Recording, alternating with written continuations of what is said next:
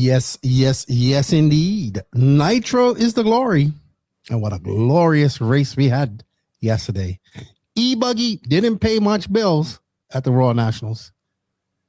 And it is a Monday morning at 11 o'clock, and we are live doing race cap number 15 of the 2026 Royal Nationals that happened this past week, because it seemed like it took forever to happen. We'll talk about that and more. But joining me is Max himself, who I want to appreciate him coming in. He's busy. He's working. You know, he's doing adult things now, and he doesn't have much time for us anymore. So, you know. Actually, I shouldn't say that, because we did a whole 3-hour podcast last week, and of course, as usual, we made some people angry. We'll talk about that. All 30 of them. Yeah. We always make people angry. I haven't heard of this. Always. Well, you didn't get the DMs. I get the DMs. You don't. They DM you personally? They DM me personally. They DM the No Name RC podcast. You pissed off all 30 Mugen touring car drivers in the world. Oh, really? Mm-hmm. God damn it. Mm-hmm. You did. We are so disinformed was one of the things that I was told. And that, oh yeah, here's the other one. I watched 3 knuckleheads who don't know anything about Onroad contemplate Mugen's future as they just released a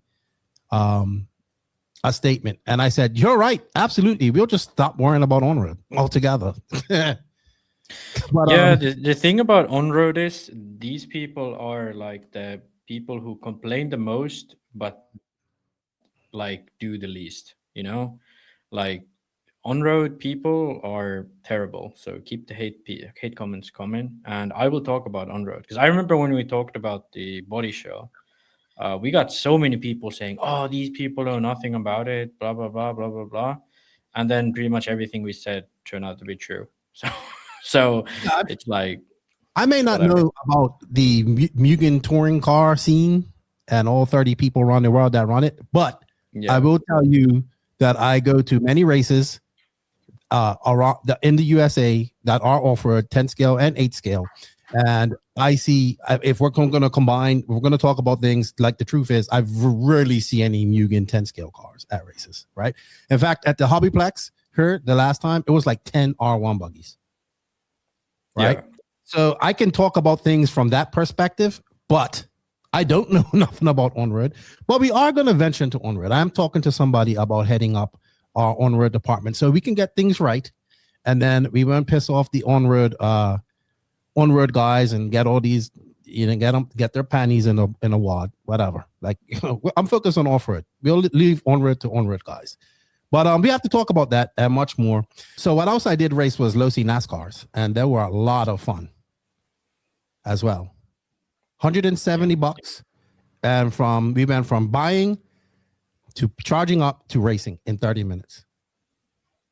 Yeah. And popular to what everybody thinks, Lance McDonald did not beat us. So can I tell this story? I'll tell this story before we get going. You know what? Let's say some shout outs to the sponsors, then I'll tell the story about the low-C NASCAR and how we now have Lance Champlin and Brock McDonald all in the same person. You're confused. I know. I can see it in your eyes. You're confused. Shut up, Danny. You did win the race, Danny. You did. You beat us both. Anyway, let's get some shout out. I want to say a big shout out to all of you guys out there, the NNRC squad. We have already started with some banter. We want to appreciate you guys. Abdi, he became a membership. He became a member. We need to talk to Abdudi as well, because he wants us to do some promotion of the hoodie series that he's got in the Balkan states. And I was talking to him. He wants to do a series there and all that type of stuff. I've been trying to get you to talk to him, but you know, you ignore me. You're getting just like JQ, dude. You ignore me. Yeah, okay. I'm gonna do an intervention on Keenan live on air. If you do this to your friends, you should stop it too. Keenan does this where he messages me, yo, and nothing after that. And I'm just like, well, tell your business so I can fucking read it, and then like we can move on. He just messaged me in the middle of the day, yo. Like what I'm gonna reply to that, like yo back. Yeah, like, because what the fuck, dude. Yeah, because most people, I'm sorry, Gen, whatever you are, Gen Z. Gen, I'm confused. Basically, when you start a conversation with people, you say, hey, yo, what's up? That's how you start conversations. I'm not going to waste a bunch of minutes typing out something to watch you not read it for 5 fucking days. No, but then when I see it, I read it and then I reply. Now I'm like, you send yo, and I'm just like, well, tell me your business, You fucking youth, man. I'm telling you. You fucking young guys. No, but I was literally at a race this weekend. You sent me yo, and I'm like going up to the driver's stand looking Keaton's message, yo. Well, just like how answer me later. The amount of like fucks I give seeing a yo on my phone is like less than 0. Okay, it's like negative. Hey, when you message me, don't I answer you? Yeah, but I mean, okay. Yeah, but like the thing is like you are this RC conglomerate, and you could just do whatever, you taking your pina coladas at the beach every day, and your service people. Like I think even Lance said it here that it's just a money grab show, like anybody who works in RC, it must be, Well, we're going to talk about lies and a throne of lies that some live on when it comes to racing here in a second, because he is the king of thrones of lies. It's actually really funny. All right. Anyway, let's get cracking. What's up, everybody? Thank you to all the NNRC squad around the world. We greatly appreciate you guys' support. Big shout out to all the NNRC crew. Those are the patrons and YouTube members of this show. If you like what you're doing, you want to support us a little bit more, you can go do that for the price of a cup of coffee per month. Max, we're trying to get some shirts to give away to our patrons. Well, sorry, not giveaway, but we're going to be doing some giveaways, one in YouTube membership as well as the Patreon, for some t-shirts this month. I don't know, whenever Max decides to do that, when he answers my messages when I say yo. But also a big shout out to these companies that make it possible to have this show. Obviously, a big shout out to Jconcepts, our title sponsor, Hitec RCD, Invisiblespeed, Sidewinder Fuels, ML Toys, Elite RC Productions, Get Shit Done Coffee, what I'm drinking right now, Techno RC, One Up Racing, Beach RC, A-Main Hobbies, SMC Batteries, and we got Call RC back on board. We have a coupon code for that where you save 10%. SJ Racing for all your builds, and of course, we have the Shores Truck Nationals coming up here in October, up there at Shores Race in Oklahoma. So I just want to tell you a story really quick, and then we're gonna go on. So my buddy Gene took me to do some oval racing with the Losi NASCARs and gave me one. I appreciate you, Gene. Thank you very much. So then I took that car because I knew I was going to Hobbyplex, and I knew they had the crawling course, they had the on-road course, all that stuff. So I took all my cars up there to do that type of stuff. So then Lance and Danny, Lance went up and said, you know what? I'm going to buy 2 of these Losi NASCARs so we can race this weekend. So it was Wednesday night on-road racing at the Hobbyplex. Anywho, we go upstairs. He gets the Earnhardt Jr. one. I can't remember which one Danny got, but he got one. We get down there. They had track transponders. Like, I don't know if you remember the handout transponders. They used to have the red ones, like you charge them up. So we put those in there, and then we go racing. Listen. The early competition really was between Danny and I. Lance was no competition whatsoever. He was bouncing it off the pipes, everything, right? If you wanted to test the durability of these NASCARs, Lance did it. He hit everything out there, even us, at many times, right? So then he goes, there's something wrong with my controller. There's something wrong with my controller. I'm going to go see what's happening. He comes back with his other controller, right? Danny was Chase Elliott. So we did like 3 races. 2 qualifiers in a race. So first qualifier, Lance is like all over the place. I'm like, yeah, this is easy. No problem. Second qualifier, he has the quote unquote new radio. And at first he was shit. And then later on, I'm like, man, he picks up a lot of speed. Like, and beat us. And I'm like, what? Lance can really drive. Like, I'm shocked. Like, I'm like, it's so bad. I'm like thinking that something's wrong with my car. Come the third race, fucking wipes the floor with us, dude. Wipes the floor with us, doesn't hit a pipe, dude. He's good. Look, physically, I'm thinking there's something wrong with my car, right? I'm like, no way, this guy is just good. Like it really must be something wrong with his controller. Like the cars physically look faster going on the straightaway. I'm like, these are the same exact cars. Dude, I went to sleep that night and I was like, what the heck just happened? And I woke up the next morning and we was driving to the track and I was like, Lance, I was really impressed with your driving. You know, I was really impressed. I was like, your car physically looked wrong. I think there's something wrong with my car. And he just bursts out laughing. It's like, I can't hold it in no more. I can't hold it in no more. And I'm like, what are you talking about? I wasn't even driving. Brock Chaplin was over there standing in the pits, driving the car. So Brock was over there standing in the pits. And I should have figured this out because you know what? During the night, I started talking and conversing, right? So I knew there was some shenanigans going on. Dude. Wait. So Lance was driving his car and was like, I can't beat these guys. And then gave his transmitter to Brock Champlin and picked up another one. Yes. And then, damn, okay.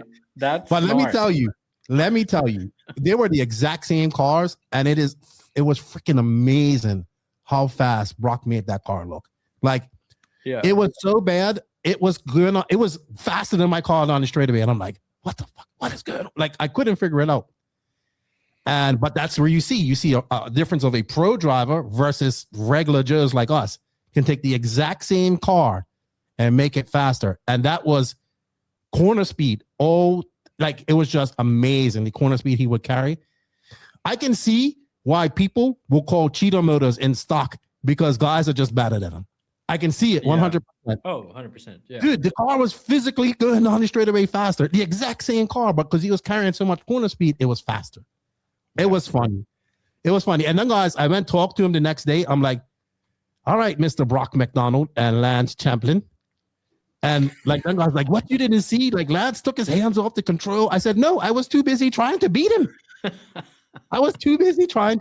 Dude, we had a lot of fun that night. A lot of fun. So I had a lot of fun racing Onroad. And I got to say this. I know we give a lot of crap to Horizon, but for $170, and I know the next thing is going to be, a transponder costs $125. Well, use those TrackMate ones. They're like $30. This is like perfect. $170. You can race these things outdoors, oval, on carpet, keep them stock, and you get a little bit of a taste of RC racing and you decide if you want to do it. So let's say 100 people come in and buy these cars and 50 of them go racing and then 10 of them go on to race even further. This is the way, and this is what off-road needs. But that is a discussion for another time. But that was a funny story. And that's how I spent my birthday, actually. It was a lot of fun. We had a lot of fun. Dude, I went to sleep that night like, what the heck? Like I was like my brain was wrecking. Like, how did he do this? You didn't know. And Danny did beat me though, because I was too busy trying to take out Lance.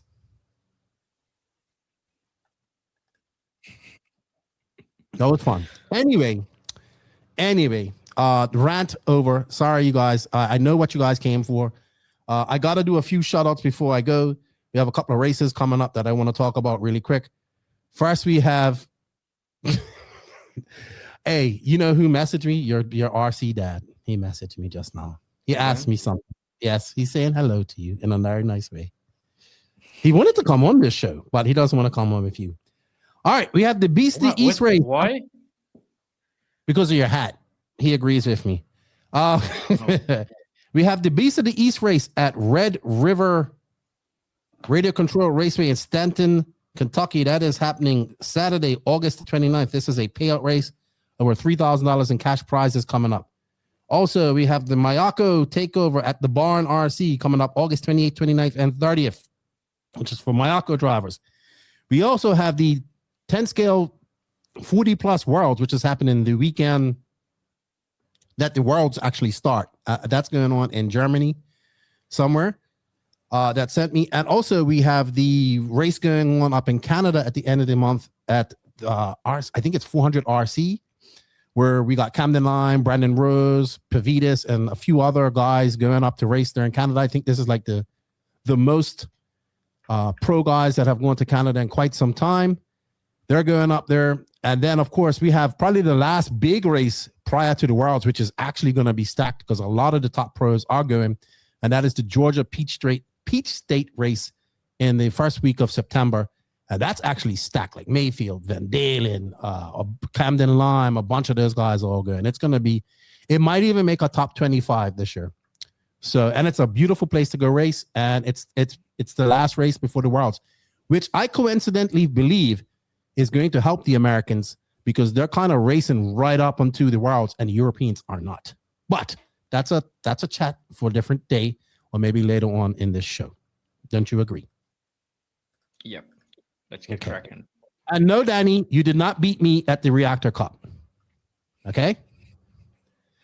Also, I just wanted to say a big shout out to my good friend Sonny Santucci, who took the radio-controlled monster truck world championships this past weekend in the Pro Mod class, running the debut of the new Reactor Pro Mod chassis as well by Jconcepts. And Sonny is an awesome driver. He's a great dude. He races off-road, and he's become a good friend over the years. And actually, out of both of these events that went on this weekend between the Nationals and the Monster Truck Finals, World Finals, I think I would have rather been at the Monster Truck World Finals because I would have actually been racing, and it looked like a lot of fun. So I'm all about monster trucking now. You know, I'm all about trucks. All I want to do is race trucks. No. Nothing to say about that? I to be honest, I feel like we should replace the Truggy class with the monster truck class at these big events. I would be more inclined with this. Just build one of those wooden jumps at PMB and run it back and forth with the monster trucks. I'd be in, crown the victor of the Truggy class like that. Can we now talk about real racing?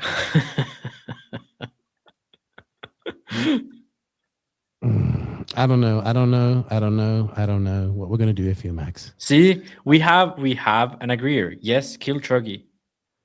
See, you know what? We got to play an ad. Thank you to Jconcepts for all their support, and big shout out to Will who made this. But I gotta fix the audio. Speaking of tires, we have to say a huge thanks over to the guys at Jconcepts for sponsoring this video. Now, these guys need no introduction, being world champions and the leaders in tires, bodies, accessories, and more.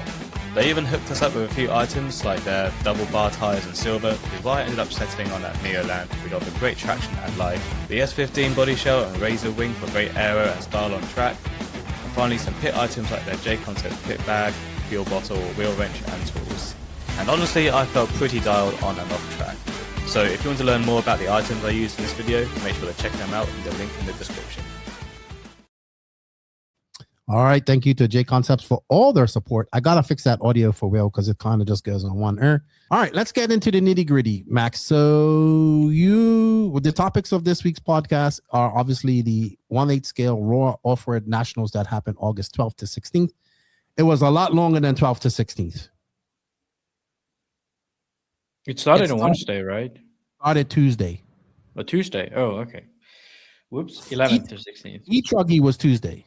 Like all of Truggy was Tuesday. Okay, 11th to 16th. Sorry. That was an honest mistake. And another mistake. And then that was held at Silver Dollar Raceway there in Chico, California. I've had the pleasure of going to this track. I did do the race call at the 2023 Nationals there with Live RC a few years ago. So I have been to this track. Danny was there with me as well.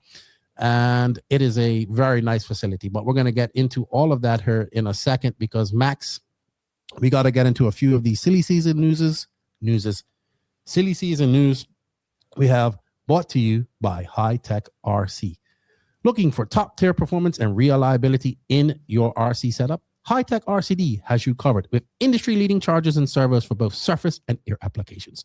Whether you're bashing, racing, or taking to the skies, Hitec's advanced technology delivers precision, power, and durability when you need it most. From high torque servos to smart, efficient charging solutions, trust Hitec to keep you in control.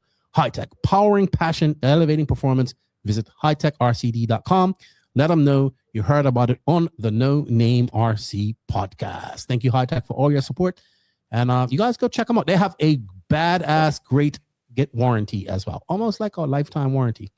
So, want to bring up the first one really quick. Ronald Völker who I'm just gonna add that somebody called this on the last podcast. But was it you or Will? It was me. Will said it was him first. Nope. I said, what about RC Maker?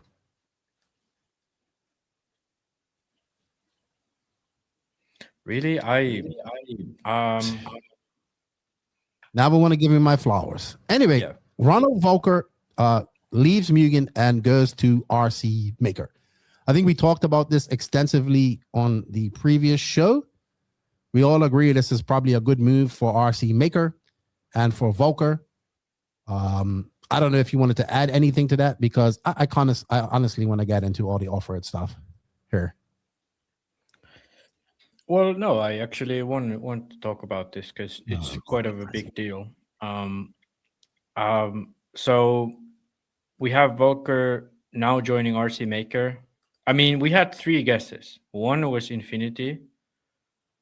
Wait, we had 2 guesses. One was RC Maker or any other brand, which was smaller, and then the other one was Infinity. But I think RC Maker was the best option out there. So this will definitely transform what this brand is, because I feel like the brand has quite a cool story. I actually would like to see him on the show. Just a thing. So yeah, RC Maker just released a new car, the second edition of their touring car, which looks to be actually quite competitive. They had Antoine Brunet quite close to the ETSA finals all season long, towards the end of the season, and I feel like they've had pretty good results, also in Australia and Asia, where they've looked comfortable. Now, one of the issues is going to be that Völker is notoriously good on carpet, but then at times does not have the same level of dominance when it comes to asphalt racing. And it seems like touring cars are taking more towards asphalt than carpet, which might be, as a driver, not the best signing for a brand. But at the same time, I do believe that the RC Maker can be just as successful, if not even better, than Mugen for Ronald. And I think for RC Maker, this is the perfect signing, because they have the story of a brand made up by one guy. They started out by making hop-ups and it grew into a whole platform, which was this one guy's life project, like somewhat of a JQ, storyline. And then you have Ronald Völker, who is still, I believe he won the last ETS championship or finished second or something, but he won multiple rounds of the ETS. So he's still highly competitive. Not like a Cavalieri who joined Mayako at this point of his career. So he's still highly competitive. I feel like this move is if Cavalieri had joined JQ in what was it, 2018? When 2018. he S-Works. That's that move in the touring car world. RC Maker is this brand who has a great story, some innovative stuff, a great character, but they've always lacked a top driver. But they now have it. So I feel like this is all the good things for success. And I feel like, because on the last show, we talked a lot about the Infinity side of this thing. So how much does Infinity play into this? Is Robert Peach is this Peach? Anyway, if he was directed out of Infinity, and due to that, Ronald wanted to leave, I don't think that's the case. And then we also have the statement from Mugen, which we're going to go into a bit, but I think the scenario of Mugen ending their on-road program, and that's why everybody leaving, Peach and Völker leaving, that's not necessarily accurate after all of these news have now come out. What I think was accurate was that Peach was found to be good to be placed into Infinity, poached or left, whichever way it was. And now Völker maybe wanted a new direction in his career. RC Maker is in desperate need of a driver. Maybe they could offer better pay than Mugen. And everything like worked out on that front. And then with Mugen now we can move on to the Mugen side of things. So we was discussing on the last pod about Mugen. Possibly one of the scenarios we discussed was that if Mugen would actually stop their on-road program completely. But that's certainly not the case. So I think they're just like kind of like what happened with Mayfield, you know? Like he's a top guy. He's one of the best guys to have on your brand, but you just don't have enough money or willingness to pay money for a top pro at that level. They still want to keep everything going. They still have guys in America. They still have some fast young guys in Europe on road specifically. And it keeps on going. But I'm assuming this is what we got the hate messages for, right? Having this theory that Mugen might be... I'm pretty sure that this statement is directed at us. Yeah. No, but I feel like this is like good. Like more brands should do this. Because I feel like a lot of brands, for example, like TLR, like they straight up lied when they said it's like, oh, we're having this and that, we're restructuring. No, they was fucking running out of parts. Like people didn't have A-arms and then they just fired their whole team. Now, there is this thing that the Japanese in motorsports tend to do this, where they say that we're not going anywhere and then they go, or that we are going, but then they never leave. If anybody has followed F1 and Honda has left like 4 times, but then come back the next year, you know? So like it's part of Japanese motorsports culture to flip-flop a lot on their involvement in racing. So I'm not like saying that's the case here. I'm actually pretty pleased that Mugen is continuing on, because it would be sad if they had to like downscale or something.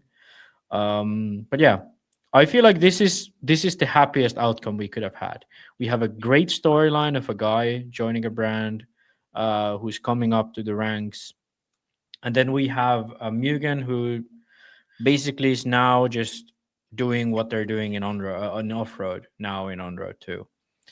So, and it seems to be working fine for them in off-road. So, I mean, I feel like this is the best case scenario out of this, out of all of the scenarios that could have been. Okay, can we move on? Now we can move on. Okay. I know you don't like on-road because you get no. I didn't say I don't like on-road. I just don't give 2 shits about that. That's what I. That's what I meant. Yeah, but I mean, on-road is still, I'd say, the pinnacle of RC engineering. Like, yes, it's not the pinnacle of like skill necessarily. I feel like 8 scale is still the pinnacle of like racing in RC. But I do still think that on-road is the pinnacle of RC engineering. And it's I feel like it's the important class to keep up with. The more we talk about on-road, the less viewers we get. So no, I actually have kept count. It's been the same all the way through. They're dropping. Look, I'm not saying that I don't like on-road or whatever, but I could care less about what's going on with that situation. That's only because you got a few negative comments. I don't care. Can we move on? Yeah, let's go into the off-road stuff.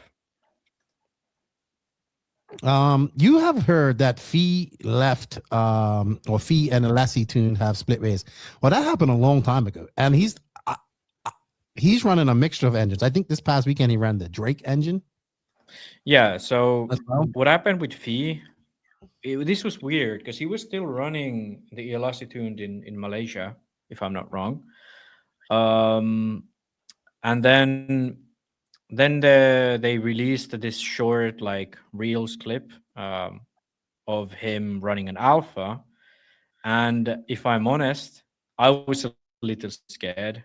I Me even too. messaged the group chat that that this is gonna be the end of the world championship hopes for Fee if he's gonna run an alpha. 6 minutes pit stops in the 60-minute main is not the best thing. But luckily, since then he has been running a Drake engine, and actually, like I don't really even know what the situation is with his engine program right now. But Drake posted of him run or the Drake Mhm. racing engine thing posted about him running the Drake engines at the Nats. So I mean I don't know if it doesn't look like he's sponsored, so it looks like he's a privateer. But I'm pleased with this. And you had some interesting chit chat from the nationals about Drake actually helping him pit. So yeah, can you tell what you told me? So from what so if we look at, so from what I heard is, and this is, look, I don't, I like John, and I don't want to talk bad about him, but apparently in Q1 and Q2, from what I heard, John, his dad was pitting him, and Fee had like flame outs and not finishing, or finishing really bad. Sorry. And then Drake pitted him for Q3 and Q4, and he finished fourth in both rounds. So here's my thing about Fee. It's the driving is there to do it. It's his Nitro program that they need to work on. And I think everybody around him agrees with that, even his father. Maybe Drake is the person to help him. Yeah. I don't know. I mean, he flamed out in his semi too, if I'm not mistaken. He had to go to the LCQ. Look, you can't have these mistakes at this level, right? And that's that's gonna hold him up in the end. And Lutz pit him in the final, if I'm not mistaken, as well. But Fee shouldn't be in the LCQ bumping into the race. He should be in the main, no problem. But things happen. Yeah. So, but we can't. It always without a doubt, he was fast in all the other classes, and he was faster, but he just had problems, right? And those problems have to go away in order for him to win races, to win the race. Yeah. I mean, I think this is why he's been doing so much better in Buggy, because he can just rely on himself, basically. Like all of his batteries will last for 10 minutes, and no need to check tune or be worried about the tune or pit stops or anything like that. You just drive, and he does well. He finished second here. He won Silver State and so on. But the Nitro Buggy win is still kind of eluding him. And I just, it's like, and it's not only that, like, it's his dad or whatever, but also that when you're a kid, taking into account all of those things without someone who tells you exactly what to do is difficult, like if you look at Marcus Carup, won eBuggy Worlds, never really been too competitive in Nitro, always struggles in the mains especially, and it's because things change, like the conditions change, the tune changes, all of that stuff. But yeah, I think this move is actually pretty good for him. Reason number one is I feel like with Elastic tuned, like even though it's an OS based engine, like all of these, there are still slight differences, and the support they have from there is like almost none, because it's a European company. They don't really have too big of an American presence. Alpha would have been a nightmare because it's just straight up mileage is not good on those engines. You can't race them at the high level. They're really good hobby engines, but at the highest level of RC, I don't feel like they're good enough. But with the Drake engines, I don't really even give a damn about the engines. I give a damn about Drake, like helping him out, like let's say that, it's the world's like semis. I'd say Drake is going to be there making sure that engine runs, or the main for that matter. Like he's gonna be there helping them, and I think that is gonna be good for him. Now about ELRC, I do want to say that both him and Brendan Rose, Brendan Rose, they left the mid-season. Yeah, Rose left first. So what's what the hell? So do we know why? Or from what I was told, from what I was told, neither of them were getting any funds. First off the bat, but I was told that they just couldn't get the mileage and couldn't get the power that they wanted. That's what I was told. Yeah, but I mean, then we have the only other person that I think runs their engines extensively that's off-road is Joao Figueiredo, and he seems to be doing good. But I think the lack of having people focusing on off-road is the issue, right? I think they're supposed to be really good in the on-road scene. Obviously, that's where they come from. But I think they need to have more focus on the off-road scene, and especially for the American style races where you kind of, I wouldn't say you need a different engine, but you need something else. So I don't know. I'm just saying from what I was told, don't shoot the messenger here. Just telling you what I was told when I found out that they weren't running the engines no more. But was they must have had some form of like, payment or something like these guys run. From what I was told, they were just getting engines. For what the hell? You can't get engines anywhere at that level for free. I don't know how true that is. I'm just telling you what I was told. Yeah. I mean, fuck. Almost I could get engines. Like really, because I'm trying to get an engine now for my GT, and it's not easy. No, I don't know. At least, like at one point. Well, maybe it's changed, but when I was racing competitively, like you could get stuff for free. I don't know the ins and ends, but it seems like they wanted a different product, and that's what I got. That's what the answer I kind of got from both of them. What the ins and outs, he said, she said, bullshit of it, I don't know. I'm just telling you what I was told. So of course, now the next thing is going to be that I said this. So I'm just telling you, this is what I was told. I get that. Don't blame me. All right, let's move on. Because we just wasted entirely too much time on all that bullshit. No, Keenan, it's not wasting time when we talk about stuff that matters. You're like a little kid who wants to eat his candy before he eats his meal. Well, it's nothing wrong with eating your dessert before you eat your food at all. At least you get the dessert in, and you. I think of it this way: eat the dessert first, and then see how much of the meal you actually eat, instead of eating the meal and then trying to eat dessert. Yeah, I don't want to be too offensive, but fat boy likes it. How's that working out for you?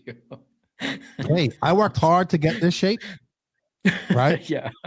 And you know what? It is a shape, and like I told the girls, I may be fat, but I'm good looking. And you know what they say? You are right. So there we go. Yeah. Let's get into the nitty-gritty of all of this. All right. Let's go. JQ has an Invisiblespeed motocross, and he got a call out on a podcast the other day about some of the questions that he answered. Little do they know what can of worms they have opened with JQ's questions, and they will be nonstop. But congratulations to Invisiblespeed. The Onroad book is pushed back a little bit because he's going to revise some things that he's learned, and good stuff. Stop scrolling, you wanna be Lewis Hamilton. Learn something new with Invisiblespeed. You can't do everything at 100% maximum speed. You have to be smooth. I mean, when you drive a real car, if you drive a real car, how do you just, when you get to a 90-degree corner to turn into the parking lot, do you go like that with the steering wheel? Do you like slam on the throttle and the brake? No, you probably turn the wheel smooth and get on the throttle smooth. Same thing with an RC car. If you want to learn more and make your speed visible, stop scrolling. Stop scrolling. We have links for the Invisiblespeed in the show. I'm in the written description. All right, let's get into this. So first, pre-race talking points. We have the schedule. lots of people looking like possible winners, and lack of entries. So should we address that first before we move on? Yeah. The schedule thing. Let me bring up the schedule, because I feel like, was it Barry who was really pissed off at this last time he was on the show? He was messaging me. So can I say something really quick? I talked to racers that were there, people that participated in it, and the general consensus that I got from the racers was that they enjoyed the schedule a lot more than they did last year's schedule, because it was very rushed last year's schedule. Thank you all for the super chats. We see them coming in. We will get to if you have questions. So from a racer's point of view, from the people that I talked to, they enjoyed it. I will say from a viewer point of view, not enjoyable, because I didn't expect it to start Tuesday.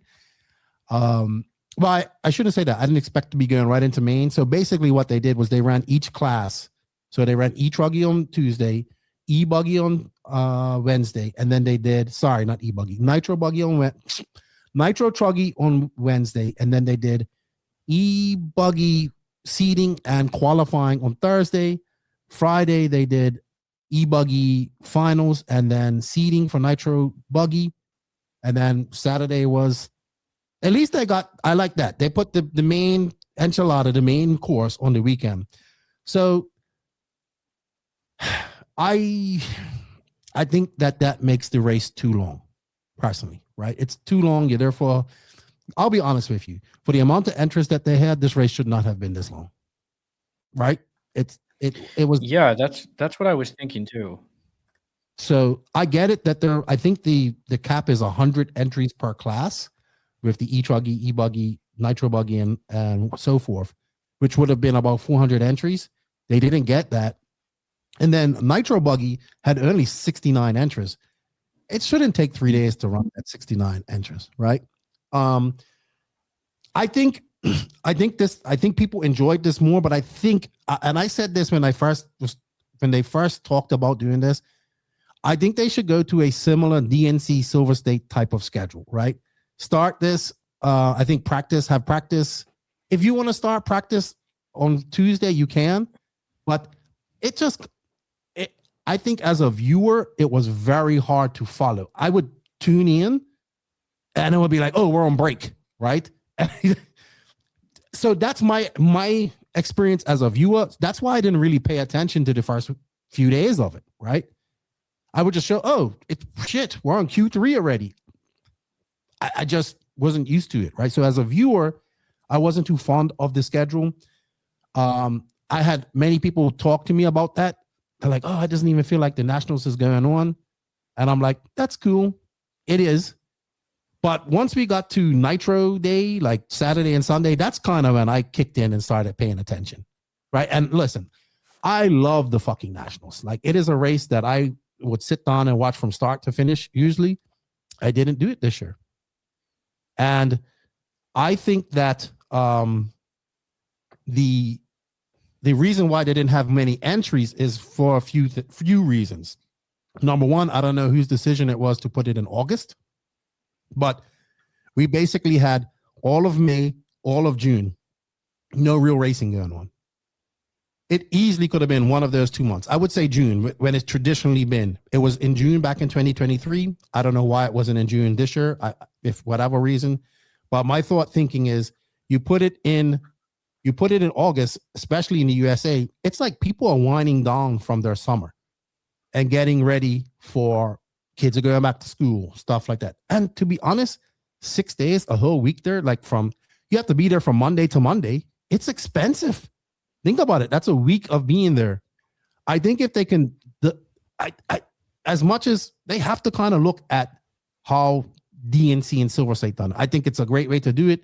It keeps the atmosphere there, and I think that's the best way to do it. They don't have the big number of entries like Silver State and DNC does it, so they can get this done in these days that they need to get it done. Now, I understand that Nitro Buggy has to be run in a ladder format, and it takes probably longer. And see, Lee General says school started here last week. So you got to put all that into factor. Also, another thing is it's in Chico, and Chico is fucking far away.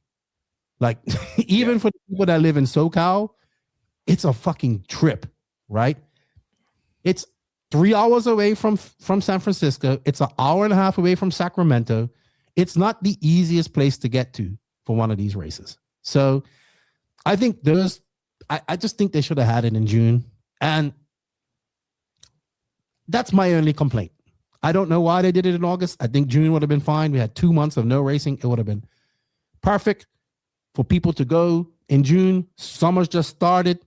Kids are out. There's money in the banks. You know, you're coming to August. People are spending money getting shit ready for their kids to go to school and stuff like that. But is it like, is there some reason? Is it raining on July or something like that? I went in June. It was fine. Yeah. And also, they were very lucky because Lee says I'm reading his comment. He says they got pretty lucky with weather. It was 107 leading off the week. Attendance drops bad when it's that hot. From what I heard, the temperatures were like in the 90s. So it was Vin, every year the race has been in June. Every race. Do it at the end of June. No, they do it in July. Well, whatever. July. No. Roar Nats are always July, right? No, July, first week of June. July. End of June. Same difference. End of June, first week of July. It doesn't matter. That would have been the perfect time to do it. Well, anyway, I don't really care when the race was because I don't really know when the Americans go there or whatever. And it's been changing. It used to always be like June, end of June, beginning of July. But since they moved it to beginning of the year when it was at Adobe, since then it's kind of been wherever, you know, on the calendar. But I do think June. They've had it at Chico in fucking July before, so it shouldn't be an issue. I went. It was late June, early July. I'd have to go look, but no, they had the Nationals there in 2017 in July. So they also had the Nationals there in 2023. Yeah, and it was July too. So yeah, but it was early July, late June, early July. Yeah. So that shouldn't be an issue for them. So about the schedule at the race, though, I think the biggest issue for me, like following wise, was that like it happened so fast. Mm-hmm. But that being said, I don't really mind at all that they run the Truggies first. Like I'm kind of the opinion that the Truggy, like at the EFRA or at the Roar, like any class that's not an IFMA class cannot be, you know, a national class or a EFRA class. You know, like I think that's the way it should be. So I'm kind of the opinion that I would rather see a race from Wednesday to Sunday or Thursday to Sunday, which is only e-buggy and nitro buggy. And I feel like they could actually get a whole bunch of people in, a whole bunch of entries, and it would make a lot more sense. Because now the issue is that all of the pros have to go on Tuesday because they want to get as much practice in as they can with it in that early part of the week. And then like I do think it makes sense running each class one day, especially the Truggy classes. But I feel like having the e-buggy mains were like in the morning, pretty much. Like they did nitro buggy practice after e-buggy mains on the same day. So definitely have to make it so that e-buggy mains end the day. And then the next morning you start nitro buggy practice or something like that. Because the way they did it now, I feel like, it's just silly. Like who can like tune into e-buggy mains in Friday morning? You're still at work. I feel like it makes no sense. I don't mind Truggy being run in one day, to be honest. Like just cut it down from Wednesday to Sunday. You know, I mean, EFRA Euros are even shorter than the Roar Nats. So and also I wanted to probably reiterate another reason why people didn't go. I mean, you had Wicked Weekend 2 weeks prior to it. Then you had INS the following week. You have the Worlds coming up in September, where I don't know how this happened, but there's over 100 American entries in it, I'm told. And, what? How is that possible? I don't know if it's 100, but it's quite a lot. So a lot of people are opting to, and that's a week-long race, so a lot of people are opting for the Worlds, right? Yeah. So it's a lot of mitigating factors to, I think, the entry count and all that stuff. As for the schedule, I think it can be condensed. But from what I heard, talking to various different races there, it was very comfortable compared to last year, where they were very crashing. But it was also less entries this year. Yeah, I think what they should do is run Truggy and Nitro Truggy practice on the same day, and then run the mains on the same day, and then do the Buggy and Nitro Buggy. Well, I mean, run it so same as Silver State, but I feel like Buggy and Nitro Buggy does make sense that they are staggered like they were, because I feel like it's much cooler to race just one class and you can see the race develop and so on. Just make it so that the Buggy mains end the day. It makes a lot more sense. Okay. They are filling entries. We had 22 extra in 2016. Yeah. And I'd say this was much better than last year. You mean the schedule? Yeah. I feel like it's much better than last year. Because last year I had no idea what was happening. Like last year was there was just racing all the time, and it's okay, right? I'm not. I think it's comfortable for the racer. For the viewer, not so comfortable, right? But we got used to it. I mean, we was all worried about Nitro Buggy anyway, right? So what? Exactly. Yeah, but so the only complaint I have as a viewer, because I told you last time I was on the show, that I'm gonna tune in the earliest on Thursday when Buggy starts. The only complaint I had was Buggy should have ended on Friday afternoon instead of Friday morning. I get what you mean. I know what you mean. Yeah. All right, let's get onto the track, because man, what a badass track this was. Probably one of the best tracks that I've seen in quite a long time. And it was built by Mr. Anthony Westergaard. So you want to bring up the picture? There you go. I thought the track was amazing. Yeah.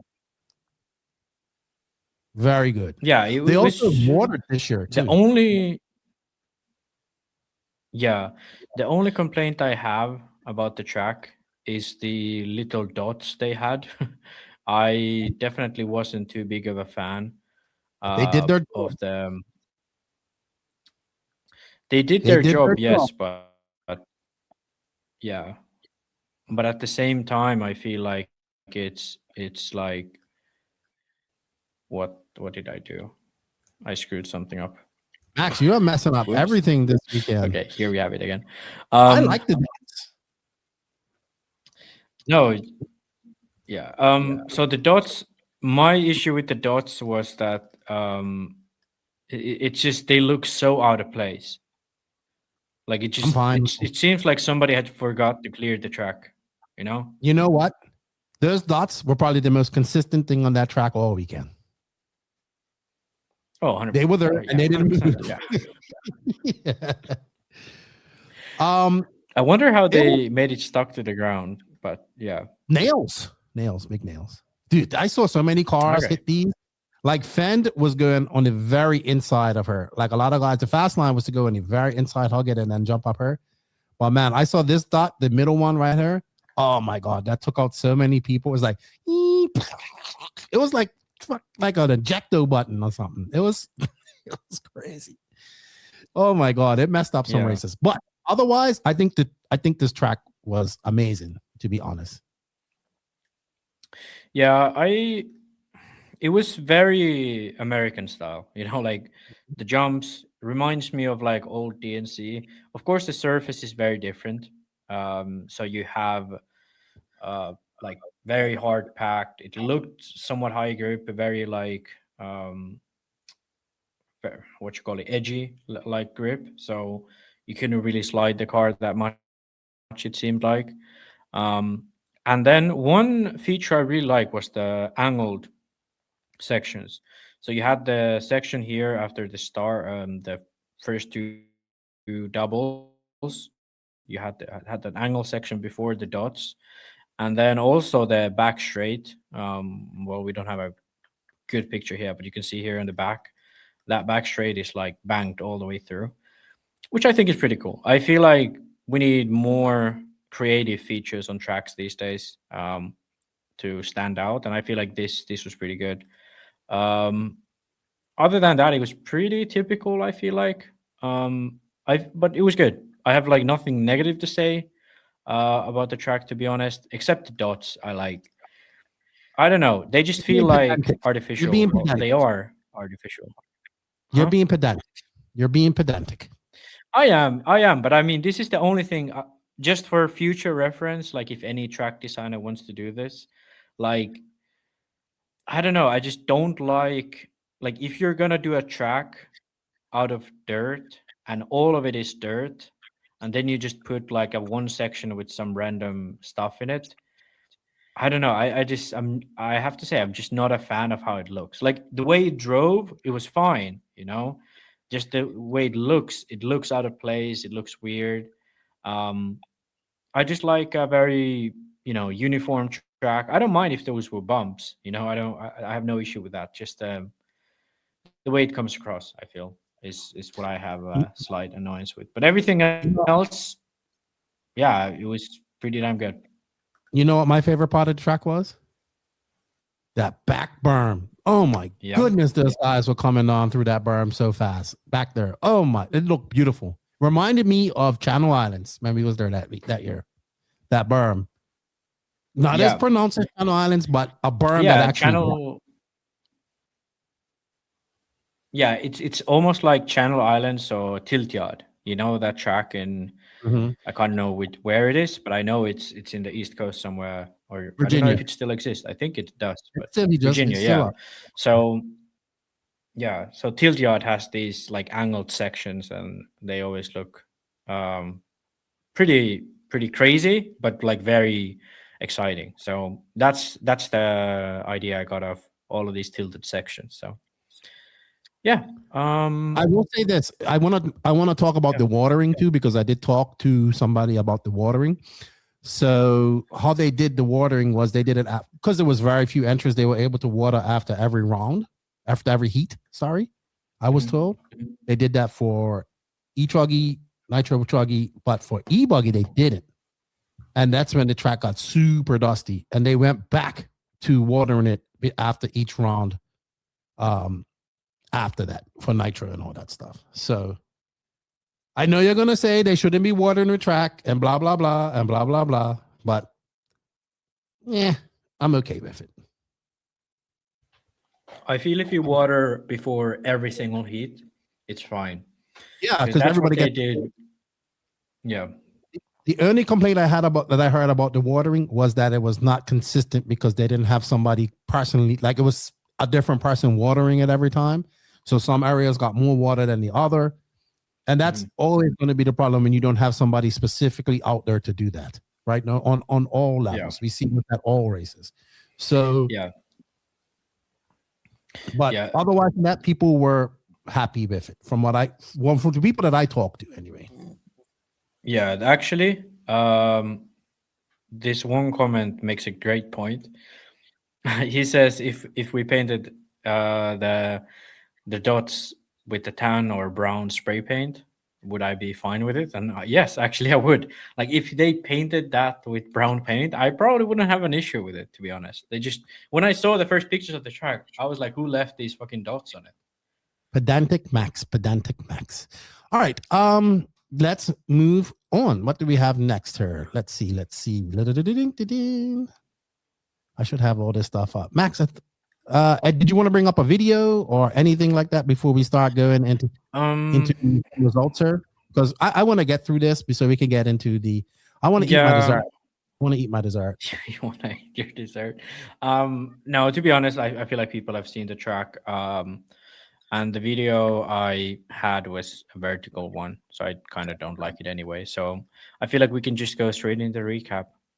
The recap is brought to you by ML Toys, who has produced his own ride-on fire truck that you can buy, and it's pretty badass. And I think we have a coupon code where you can save some money for it. A big shout out to ML Toys. If you guys like NNRC merch, please go pick up some. We're just about to watch the latest No Name RC podcast. Do you know what? Good news. You can now get NNRC merch from the RC Racing TV website. Yeah, you can get hoodies, shirts, hats, and even pint glasses. I'll drink to that. Head over to nnrc.rcracingtv.com and get your merch today. That's right. You can head over to rcracingtv.com, get your NNRC merch.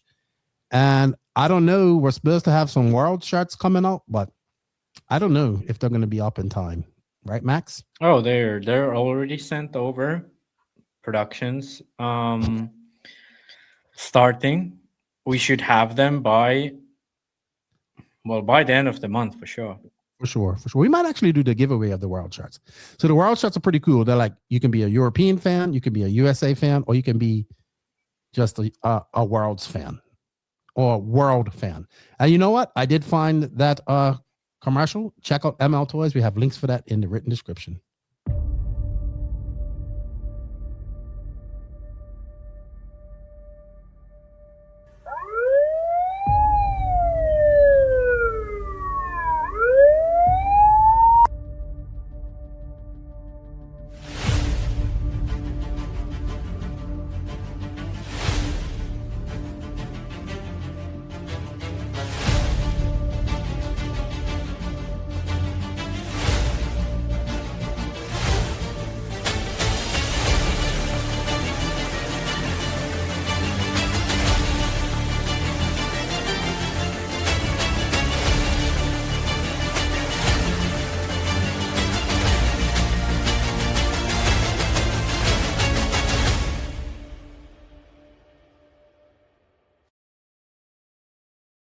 All right. Thank you to ML Toys. Max, you know, when you have little ones, that'll be Max, you asked me if I can ride in these things. Dramatic.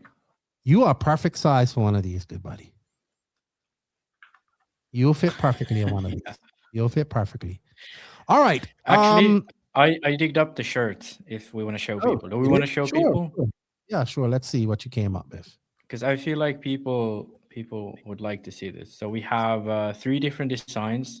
This is just the general NNRC Worlds design. Nice. Then we have the USA front design. And then we have the Team Europe front design. What does the regular one have on the front? It's just the NNRC logo with the Worlds. So well, I know which one I'm getting. Which you're getting Team USA? All the way. Somebody has to be for Team USA on this show. I think I'll be Team USA because I want Fee to win. Nah. Not sure if that's going to happen. You know what? Pete gave us a super chat. He always gives us a super chat, and he says he waited. We're going to get into that. Max is making me wait. Like, oh, it's so frustrating. All right, let's get into it, Max. Truggy. Let's just go through the results there for Truggy. We had okay, go ahead.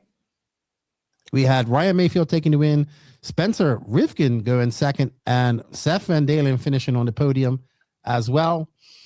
Man, at this point, we might as well just call Mayfield the Truggy GOAT. Because that dude, when it comes to Truggy and winning races, he is the greatest of all time.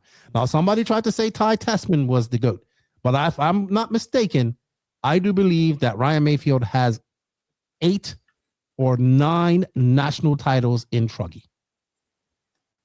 That is well done to Ryan Mayfield and Techno and Jconcepts and Protec RC and Coyote. Truggy was, I think, the second biggest class there, if I'm not mistaken. There was quite a bit of Truggy in going on. Actually, I think it might have been bigger than Nitro Buggy. I might be wrong, but I think it was the biggest class. Oh, should we just give him like Truggy God? Truggy God? I feel like that's a bit too extreme. Might be. Some people might not like that. Truggy GOAT, it is. And well done to Ryan Mayfield. Did you want to go through the results really quickly, or are we just I think people are here for let's see if there's anyone. Wiggins finished 5th, Fuller 6th, Chase Lemieux 7th, Dakota Fenn 8th, Jermaine Robinson 9th, Spencer Hecker, Camden Line, Jonah Wilson, Aiden Horn, Brandon Rose, and Walker Spinner. By the way, get well soon, Aiden Horn. He had appendix problems at this race and I believe he had to get his appendix removed. At the race? Yeah. So he's been sick. Okay. He's been getting sick on and off for a few months now. And I think this is it. So I hope he gets better. I know what it is with these young guys Matty Gonzalez loses a spleen. It must be, you know what it is? It must be these energy drinks. I'm telling you. They're both fond of energy drinks. All right. Nitro Truggy. Once again, we have the Truggy GOAT, Ryan Mayfield.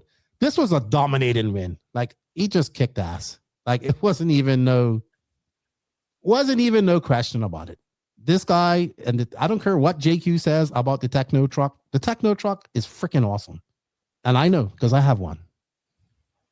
Well, what does JQ say about the Techno truck? Oh, well, remember, was you on the show a few like last year when he was calling the Techno truck the John Deere, and he was going to make the Ferrari of Lamborghini of Truggy? Well, the John Deere of Truggy is still getting wins, buddy. Yeah, 1-2 actually too. So Mayfield 1, Van Dalen 2nd, Rose 3rd. Rose seems to be getting these Truggy results. He won last year. Yeah, won e-Truggy. Yeah. Again, no one really to mention except this one guy, Jimmy Fishback. Someone I didn't recognize out of California. the beginning. But yeah, Jimmy Fishback. I think he's probably one of his first Roar mains. National mains. I don't know. I do know something. The guy who we declared the new fast guy in California, Jermaine Robinson, made 2 finals. Yeah, he did. But only in Truggy, right? He made the final in Nitro Buggy too. I don't know about e-Buggy. We'll get to that. Yeah. But well done. It was Ryan Mayfield, Seth Van Dalen, Brandon Rose, Fee, Mason Fuller, Dakota Fenn, Jared Wiggins, Jonah Wilson, Chase Lemieux, Aiden Horn, Ryan Lutz, Jimmy Fishback, Jermaine Robinson, Spencer Rifkin, and Spencer Heckert. Spencer Heckert apparently running privateer or not official with Mugen yet. Like, not, I don't know what the... Yeah. He's running Mugen, but not like, I don't know, like kind of like a Cole Ogden deal, I think. I think so too.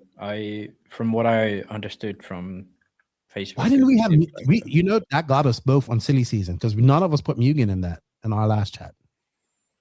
Yeah, I said that he's going to run privateer, so I basically called it.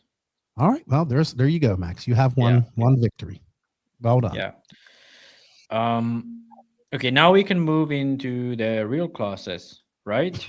Which is Buggy. Well, we've done practice. Practice was Tuesday, Wednesday, and now race starts on Thursday with e-Buggy. So I feel like this is quite spectacular what happened in e-Buggy qualifying. Since Speed took the TQ, but he DNF'd rounds 1 and 2. So he basically DNF'd, had to make 2 good runs and TQ'd both of the last 2. So good on Fee for making it first on the grid. Van Dalen TQ'd round 1, third in round 4, started second in the main. Fend, I don't know, like he's been looking off all week up to this point. But then he still had good run in second and third rounds, finishing second in both of those. Mayfield, again, doing Mayfield things, kind of like being, well, he started out good. He started with the second, but after that, he was kind of off the pace in qualifying. Fuller in 5th after qualifying, kind of out of the top positions all the way through. He had a second in the last round, but outside of that, he barely made the top 5. Rivkin in 6th, kind of hovering around the top 5 most of the time. And then Lemieux. This was very interesting because he had a TQ in round 2, absolutely out of nowhere. Like, I don't know where that hell that came from, because his second best round was 8th, and then he had a 12th and a 14th. So yeah, I mean, I guess all of things went good on that second round of qualifying, and just couldn't get it all together after that. And then Caden Fuller, he had a really good week, I feel like. And it started out on this e-buggy qualifying, finishing 3rd in round 2. And then topping it off the 5th, starting 8th on the grid. Then we have Wilson, Rose, Wiggins, Heckert, Horn, I believe, that made it straight to the main. And I feel like it was Lutz and then Cavalieri in 14th and 15th who didn't make it straight in. I should double check this on who made it straight to the main. So yes, so 15 cars in the main, and from the B it was Cavalieri and wait, who made it from the B? Oh, Jermaine. Yeah, Jermaine and Cavalieri made it from the B. So Jermaine actually qualified in all the way down in 19th, but then with Cavalieri bumped into the A final. So yeah, good on Jermaine. Sort of tough qualifying, good end result there. And yeah, let's move into the finals, because I feel like that is the most important bit of the e-buggies. Did you watch the finals, Keaton, of e-buggy? You didn't watch the finals? Did you watch any of e-buggy? I'll be honest with you. I wasn't feeling too well. Okay. I so you have an excuse. I spent Friday and Saturday in bed. Okay. So usually on these recaps, we tend to look at drivers who were kind of out of place after qualifying before we move into the mains. So I got a few. Lutz didn't make the main, qualified 14th, and then did a bump up from the B or LCQ or whatever you call it. Frankie, you'd expect him to make the main. Qualified 17, didn't make it in. Lime as well, did not make it in. I feel like all of those guys, based on most of the year, should be in the main. But apart from those, I feel like everybody kind of were where they somewhat should be. Like, yes, there was guys like, let's say, Caden Fuller, who was much higher than anticipated at 8th. And then maybe you'd expect Horn to be higher than 13th. But then again, if he had health issues at the race, I'm not at all like saying that that's a bad run for him, because I was looking at his results and I wasn't too pleased. But then hearing that he had some issues with his appendix, I totally get it, because I've had it done to myself, and it's kind of a tough one. You're another young buck that's had to have a body part removed at a very early age. What's wrong with you young guys? You guys ain't built of you guys are built of mush. It's for lightweight. That's why they remove it. When you're like a true racer. Sounds like you need to drink some more water. Continue. I'm sorry. Go ahead. No, I actually wanted to talk about Lutz, and thankfully somebody agrees with me. What's with Lutz? Last year when they came out with the new car, even before they came out with the new car, when he was running the old car, he TQ'd at the SIC in front of Fend. No, he TQ'd at Wicked Weekend. Lutz TQ'd at SIC. And it seemed like he did pretty well with the new car, but this year he's been off. So do you have, because you've seen him at the races, have you talked to him about it? Because I don't know. I feel like he's been off this year. I don't know, man. I mean, he's getting older, man. That's it. You think he's just older? I think he has. I think he has the incredibly amount of responsibility at home. And I think it's just getting to that point where these guys are just faster and hungry, and these older guys don't have the time to put in to keep to be competitive against these guys. That's so. And I think that applies to Mayfield too. So do you think Lutz should do what Robert is doing in Europe? Basically just retiring from racing and focusing fully on, everybody getting their stuff. Maybe racing locally. In an ideal world, he'd become the Kyosho team manager. Yeah, I feel like he could perform pretty well in that role too. I don't see that happening because I don't think Kyosho has interest in having a team manager. Well, he could still be a team manager that races at some of these races. He can still go do the local races and stuff like that. But okay, so JQ now brings that he switched to raw speed, but he switched to raw speed already beginning of last year, and he still did well with the tires. So yeah. I think it just comes down to getting older, 4 kids, sick. His wife is not well all the time, and that takes a toll on you, dude. And eventually, when you have those type of responsibility to do those type of things, it just happens. And you know what's happening? These young racers, they ain't fucking scared no more, dude. They ain't fucking scared. They ain't scared of Mayfield. They ain't scared of none of these guys. They are like, I saw guys waffle stomping Mayfield in some of these races. So yeah, they ain't scared of him. They ain't scared of these guys. And when you don't have that fear no more, they're coming after him. So it doesn't, it just is what it is. These guys are out there. They're younger. Their reflexes are faster. They're hungrier. They have less responsibility. They have all of these things going towards them. They can focus more on these type of things.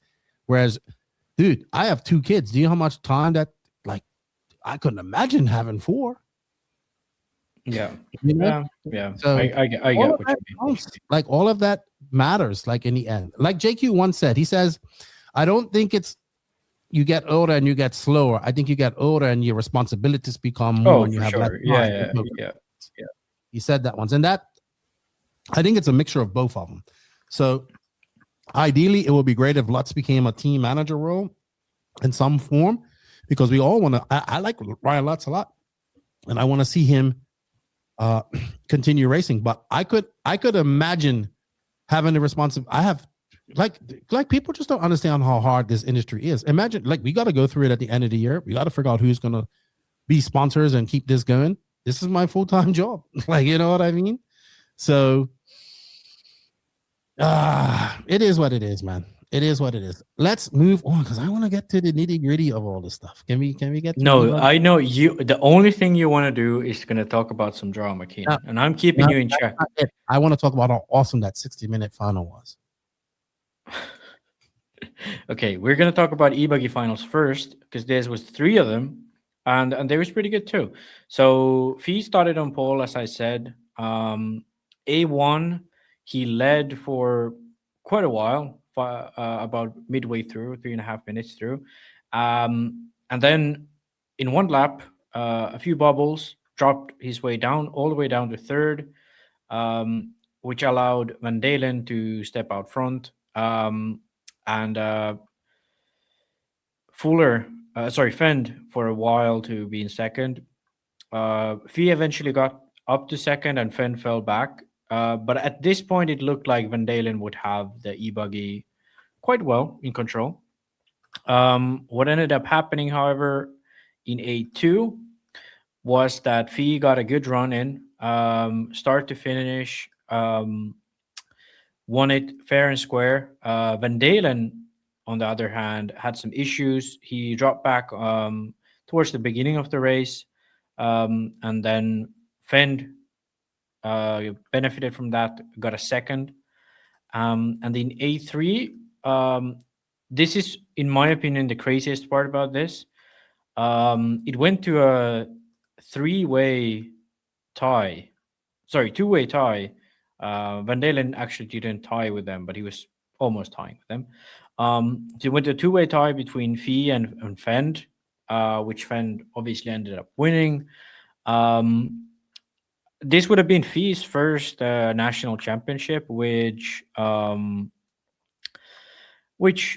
be honest, I feel like would have been pretty good for him. But Fend kind of, muscles his way into yet another national title. I think Fee would have had he definitely had the speed. He had kind of everything to take it, but just not. I don't know. I just guess he should have held on to the lead better in the last main. He kind of crumbled quite early on in the main under the pressure of Van Dalen and Fend. So yeah, I mean, it is what it is. Mayfield, in my opinion, was a bit of a letdown in the mains. One driver who actually made much better run than I thought he would was Caden Fuller, who was starting 8th and finished up in 5th, running 3rd, 4th, and 9th for his main runs, almost beating his older brother Mason. So great run for him as well. We can take a look at the overall results in picture form as well. Let me just get it up for you guys. Yeah, I don't know. I mean, I feel like Fee should have probably won this. But at the same time, like, these guys like Fend and Mayfield, they've been here for so long and they know how to win races like this. So it's tough to beat these guys. So in the end, Fend winning, Fee second, Van Dalen third, Mason Fuller, Caden Fuller in 4th and 5th. Then we have Mayfield in 6th, Jonah Wilson in 7th, Chase Lemieux 8th, Jared Wiggins 9th, Briefkin 10th, Cavalieri 11th, Jermaine Robinson 12th, Spencer Hackett 13th, Brandon Brose 14th, and Aiden Horn 15th. Yeah. I don't know. I do enjoy e-buggy quite a lot these days. Like, I do get that a lot of these people who watch the race like only want to watch the Nitro buggy finals, and like they don't really care about all of that what happened. But I feel like this is actually more down to the fact that it was run on Friday morning, and when people saw who won, they didn't go back and watch the mains for e-buggy. So I think there would have been much more excitement for this. I would agree with you there. I will take the time to go watch them. What I don't like is they're only 7 freaking minutes. That sucks. Yeah, that is. I feel like 10 minutes should be the minimum for. Like, I feel like we should go 15. We could go 15, but I understand that 10. If I'm a Truggy or buggy person and I only get 7-minute mains, I'm fucking pissed off. Like, they should definitely be longer. But Dakota Fenn kicking ass, and I thought that was going to follow into Nitro buggy, which it actually did, because he rode that wave of confidence going in. Probably should have been Fees to win. I thought he was going to win it, but that's how the cookie crumbles sometimes. So yeah, I was a bit surprised about Seth, because I feel like he would have had a decent shot in A2 and A3, but kind of just crumbled. Yeah. There's another point that we have to think about. This is a Worlds qualifying year for the e-buggy Worlds next year, which is going to be in America. That is true. Let's actually see. Who is there? Anybody who like qualified? So I'd say like probably top 30, 40 qualifies. I would assume top 30, maybe more. Yeah. So to be honest, I don't know these guys who are down there. So. Just because after the pro class, it was, no offense to anybody that went, the competition level was kind of like after that. That's the other thing about not having the amount of entries there at this race, is that the nationals is that one race where we go and race like the rest of the world. What I mean is there's no classes. It's just finish where you finish. And if it's only 60, 70 people there, like it's kind of like watered down a bit. No, I'm not taking that away from anybody who did well at this race. But when you don't have let's put it this way: the intermediate classes at race time, entertainment, and sport, and all those type of races are far more competitive. Period. Because that's what we're looking at. Pro class and then the rest are like the intermediate to sportsman classes, and it's far more competitive than these guys. All right. You know who else I wanted to give a quick shout out to while we're here?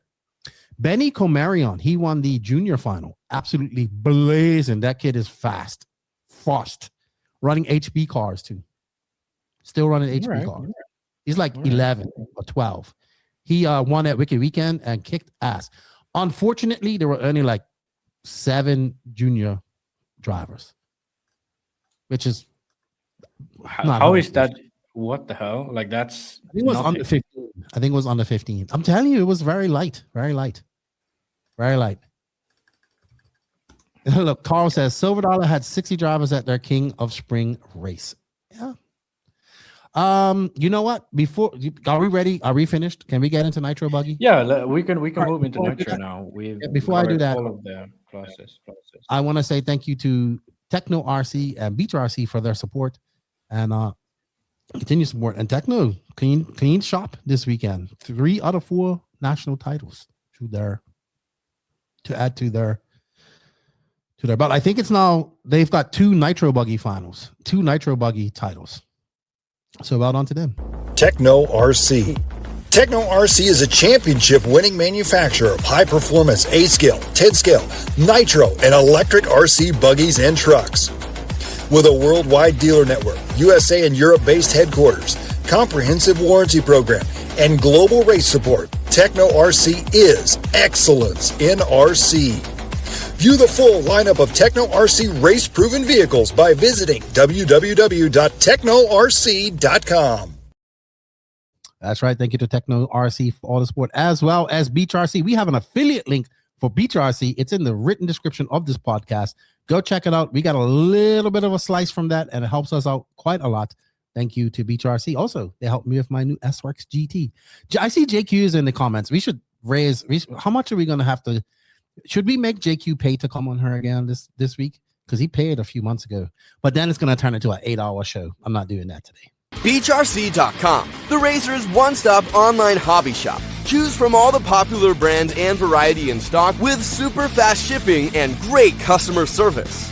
BeachRC.com still has the local hobby shop feel with all the benefits of the internet. BeachRC.com is the exclusive distributor for Ultimate Racing, S-Works, Pro Circuit Racing tires, Nitro Lux fuels, and Assault RC performance products. So fill up your cart and check out at BeachRC.com today. Thank you, Beach RC, for all the continued support. They were there in full force. Also, you should check out, have you seen Lucas's documentary from last year's Nationals? Dude, that was badass. Well done, Lucas. Great documentary. Go check it out. Perfect. I thoroughly enjoyed it. I'm going to go rewatch it here at some point. All right, Maxie, let's get into what we all care about all over the world, which is the glory that is Nitro that took place starting Friday through Sunday. Now, this is when I started paying attention to the Royal Nationals. And you know what? It did not disappoint because, damn, it was some good racing. Woo! Sorry, I'm excited. Yeah. Yeah. Well, before we get to the racing again, we gotta go to the nitty-gritty, you know. So Fend, obviously, as you said, found some speed towards the end of E-Buggy, winning that class. Straight up TQ'd. I'd say no competition. He was like a solid few seconds ahead of everyone else at all times during qualifying. Van Dalen in second, solidly second too. Fuller much better in Nitro, qualifying third. Mayfield again better than he was in E-Buggy in fourth. Fee in fifth. And Chase, like, I gotta tell you, he came out of nowhere into the mains because during qualifying, there was like no show that he would be, you know, having that kind of pace which he ended up having. He qualified sixth. His best run was third, 4 seconds off of Fend, which is not, it's still close over 10 minutes, but it's like, yeah, I was not expecting him to be fighting for the win. Rose was in 7th, Rivkin 8th, Frankie 9th, Lime in 10th, much better than in Buggy, Wilson in 11th, and Davey Bada 4th in round 1. We've been talking about him a lot recently, about him like starting to run more 8 scale, maybe like becoming one of the faster guys, kind of like Garab has been doing in Europe. And this was his like breakout race. And the funniest thing is that I think he only made the main in Nitro Buggy. I believe he didn't make the main in any of the other classes. I will add, he was up to 3rd in the Nitro final main when he flamed out. Yeah. Chase Lemieux and freaking Davey Bada impressed me. Like, I was like, holy shit, Davey Bada is going to be the top AE guy finishing this weekend. I think Davey Bada should race more Nitro. Absolutely. 10 scale, man. 10 scale, building the skill, 100%. as Rona says. Yeah. All right. A few more shout outs. German Robinson 13th, Austin Blair 14th, Hacker 15th, and Fuller 16th. I do not know how many went straight to the semis because I think they ran 15 car heats. Probably top 20 went. Yeah, no big surprises. Lutz and Cavalieri again, somewhat far down the order, but other than that, not many surprises. Fend making his way direct to the main, which I think 100% should be a thing at the Worlds too, that the TQ makes it to the main. Was it last time? I'm pretty sure it's not a thing at the Worlds. Is it? Mm-mm. Yeah. I do think him not running his semi is against him. I think 100%. They should adapt. I think they should adapt a rule where you're guaranteed a spot no matter where you finish, right? But you still have to run your semifinal because those guys get 30 minutes of race time under their belt, right? Yeah. And they get to experiment with the track conditions and all that stuff. I think they should do something where if you TQ, you are guaranteed a spot in the finals, but you still race your semi and say he breaks, right? He'll probably be whatever. The second to last, third last person started. The other 2 guys left to come in from the LCQ. I don't know. I kind of feel that way. I feel him not running the semi hurts.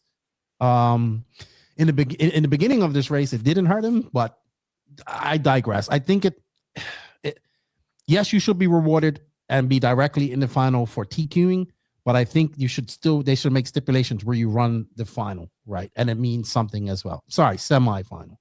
So just real quick, because I know there might be people out here, they do ladder format and it isn't ABC mains, it's ladder. So it's evens and odds. And then I think it was 4 people bumping up from the lower finals. It was top 6 out of each semi and then 2 out of the LCQ. Oh, okay, yeah. Mm-hmm. Oh, and then already Fend was already in there because ETQ. So what else do we want to talk about her?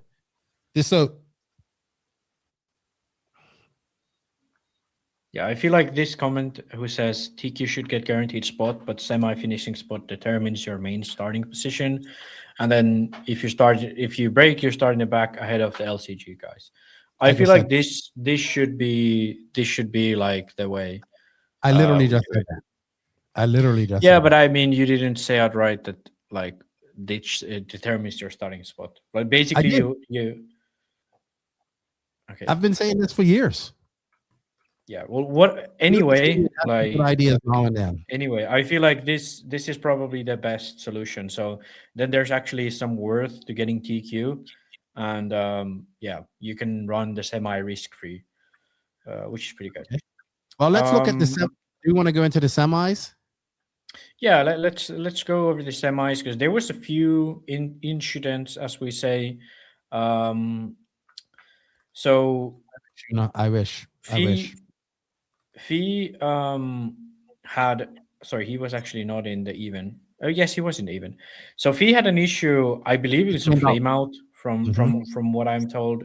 From the lead actually. So he was in the lead or in second. He was right about there, and had a flame out, dropped all the way to 9th, and had to go through the LCQ, which we're going to look at later. That meant that no other than Jonah Wilson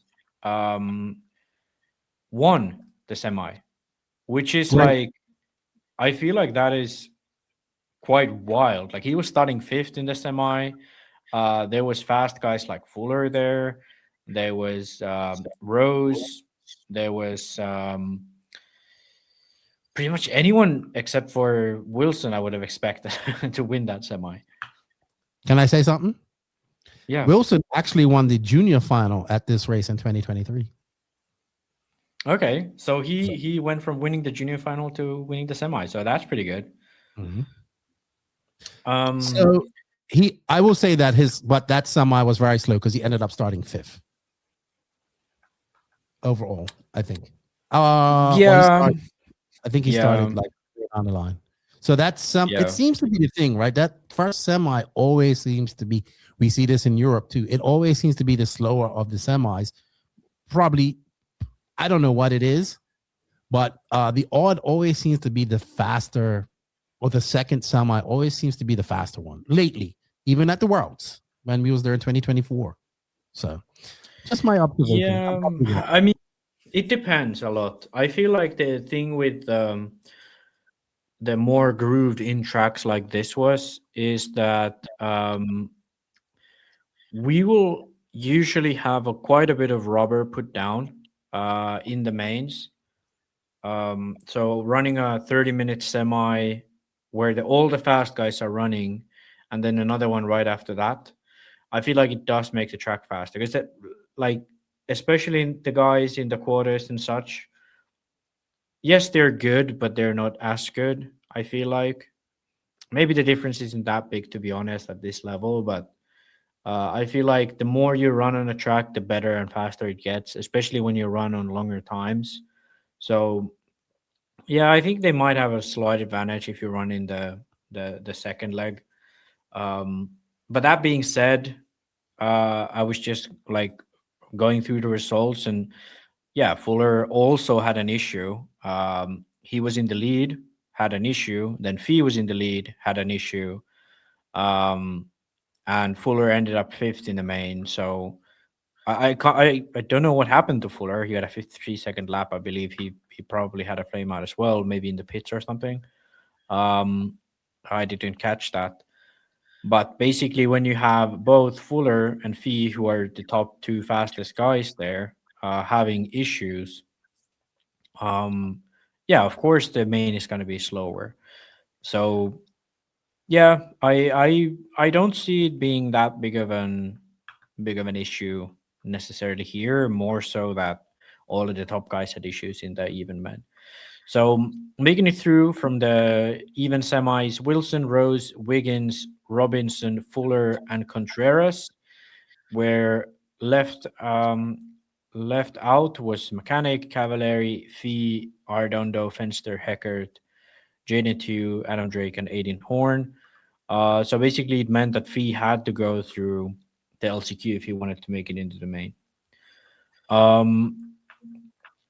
Then moving into the odd side of things, here we did indeed get away with without any bigger issues. I feel like Lime and Rivkin were the only ones who had some issues here. Lime not actually finishing the race. I believe he was running. Why. I know why. You know why? What happened to him? He broke a motor mount. Motor mount with 2 laps to go, or like 1 minute to go. Wow. Okay. And then I know what happened to him in his LCQ too. Well, what happened there? Broke a piston. A shock piston? Those 2 are very odd breakages. I have to tell you something. I think if that wouldn't have happened, we would be talking about Lime in this final. No problem. Obviously. Yeah. Yeah, he was in 6th when he broke that motor mount, so he should have been in. With Rivkin, I'd say he would have made it in. Like, he was near the front in the beginning, and he did make it into the LCQ. If you haven't watched it, so sorry for the spoiler, but yeah. Out front though, Mayfield, quite of a solid win, I'd say. A few seconds clear of Lemieux, who finished second. Then David Bada, third in the odd semi, and I believe he was starting 4th in the main, because the odd semi was indeed that much faster. So let me double check that because I don't have it open here. So it was it was Bada starting 4th, Wilson in 5th, and then Van Dalen in 6th. So Van Dalen finished 4th in his semi with Caden Fuller. Great run for him, finishing 5th, and then Julian Oliveras in 6th. Happy for Julian. Julian is a Florida racer. I know his family very straight well. to the main. I think for sure. Very happy for Julian. I don't know if this is his first nationals final, but Julian eat, breathes, shits RC. He works at Jconcepts. He's going to school. He is racing. He's very good. His family are awesome. So I was very happy to see Julian directly make it into the final. So well done, Julian. And there's his dad right there tuning in. Hey, Jose, ¿cómo estás? And very nice people. So it was very awesome for him to make that, in my opinion. So well done, Julian Oliveras. Because I'll be quite honest with you, I was not expecting that. He's a very fast, very good racer. Puts in a lot of work, but it's hard, dude. So well done to Julian.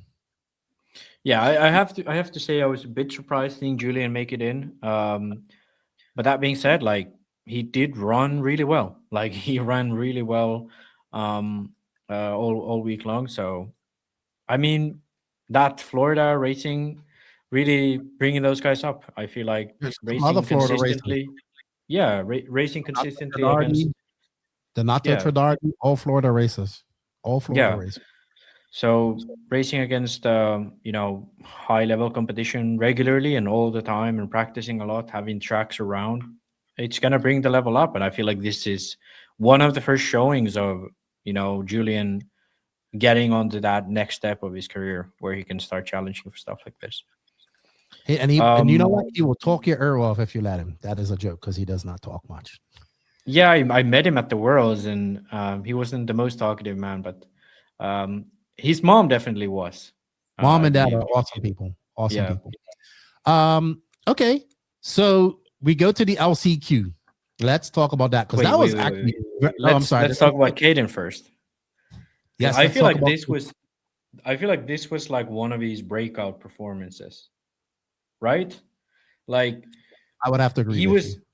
I don't know like what's the situation with the Fullers, but I do believe that they both practice together at the track they have, right? Like they both race because they have the track. I'm assuming quite close to their house. RC compound, it's called. It's not their house, but their dad takes care of it. Yes. Yeah. So to me, it seems like them having that track around and them practicing together has brought Caden up quite a bit in the recent, let's say, months or whatever, year.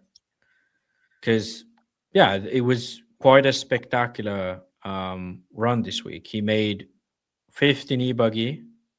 He made all of the mains.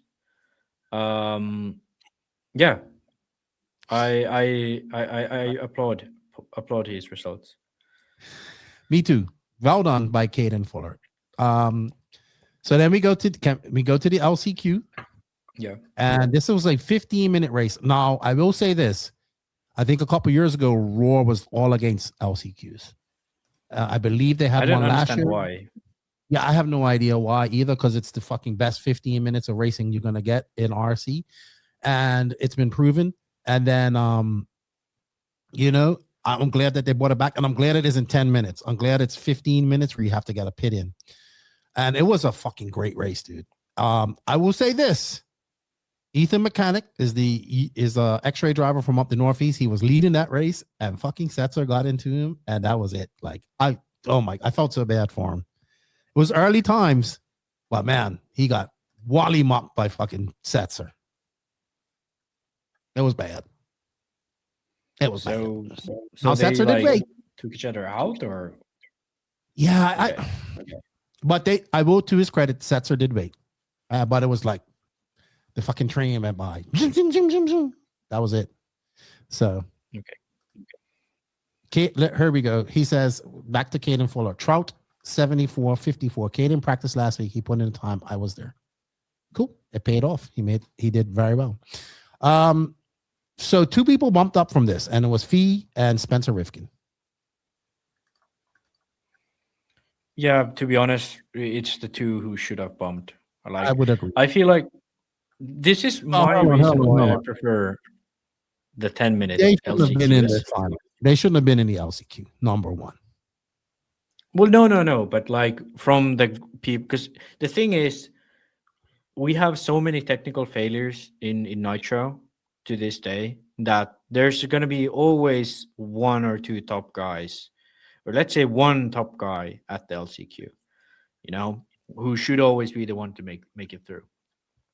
Now, why I think LCQ should be 10 minutes is because then anything can happen. Like some guy who can do 10-minute pit stops, they can go without a pit stop. Most of these guys can't, still depends on the track, of course, but most of these guys can't. So that's one aspect you're kind of waiting for. Then another aspect is that, for example, here, Fee won the LCQ by over 10 seconds, So, like, he had no worry of making it through. Like, he could just run it, and as long as he didn't, like, shit the bed totally, he would have bumped off from this. But when it's only 10 minutes, a crash in the beginning, anything like that can really derail your chances. And if we look at the LCQ from Redovon, I believe that was only 10 minutes. Might have been 15, to be honest. Either way, like, you're gonna have that, like, Fenn charging up a slower driver at the end when the slower driver was starting out front in the LCQ. I'm kind of on the side of that. I feel like it's more exciting. There's more stuff that can go wrong. It's more dramatic. It's everybody's trying to get out front, all of that. I do get the pit stop thing for 15 minutes or even 20 minutes, but I don't know. I want the LCQ to be chaotic. I want it to be like, this is the fucking last chance. Not like, oh, this is your final opportunity. I want it to be the fucking last chance. You get what I'm saying? If me agreeing with you allows us to move on to the Nitro final main, I agree with you. Do we talk about the main, or do we just talk about the incident? We should talk about the main slightly, because from start to finish, it was a damn good main. It was damn good. Well, we should get into it, right? So, obviously, Dakota Fenn starts. Should we play it? Nah, we ain't gonna play it because it's kind of choppy. We have videos we're gonna play, but cool. Grid is set. There are some people that shouldn't be there and shouldn't be there at all. That are disappointed. We'll talk about losers, winners and losers here later on. But let's get into this probably one of the best 60-minute A finals I've watched in quite a long time. So let's go. Start. Wait. Before, I love the way you set that up. Somebody commented, does an LCQ mean last chance qualifier? What the fuck does people think LCQ means? Because I feel like everybody spells it wrong, call it LQC or something like that. So what's going on with this? Did you know it was last chance qualifier, Keenan? Yeah, it's called the LCQ. Okay. I'm pretty sure everybody knows it's called a LCQ. So does Jerry, who made this comment. I think he's being facetious, towards you. Oh, he's making a joke on me. No, but I feel like if it's 20 minutes, it's like oh my god, oh my god! Can we move on to the 60-minute Nitro Buggy final, please? Why are you so impatient with this? We had the prestigious Roar National Championships, and all you want to talk about is some silly drama. No, I want to talk about the race. No, you don't. You want to talk about the drama. No, I want to talk about the race. Can we get, and then the drama will unfold. The drama will unfold. Okay. Okay. Can we please move on? Yeah, go ahead. I'm not holding you back. Thank you. All right, let's get into the 60-minute final. So I will say this. When I watched this from the beginning, I saw Fend and Mayfield pull away, and with Chase Lemieux kind of chasing them down and Davey Bottle not too far behind, and Seth Van Dalen in the mix, I thought this was going to be, as usual, the typical Mayfield versus, like what we saw last year, right? Last year, we saw a very good battle between Mayfield and Fend, and I thought that was going to be it. I'm sorry, I have to talk about this. Props to Max for his commitment to circling input onto its almost other field before landing. And Abudi says, first time I've heard of LCQ. Last chance qualifier, Abudi.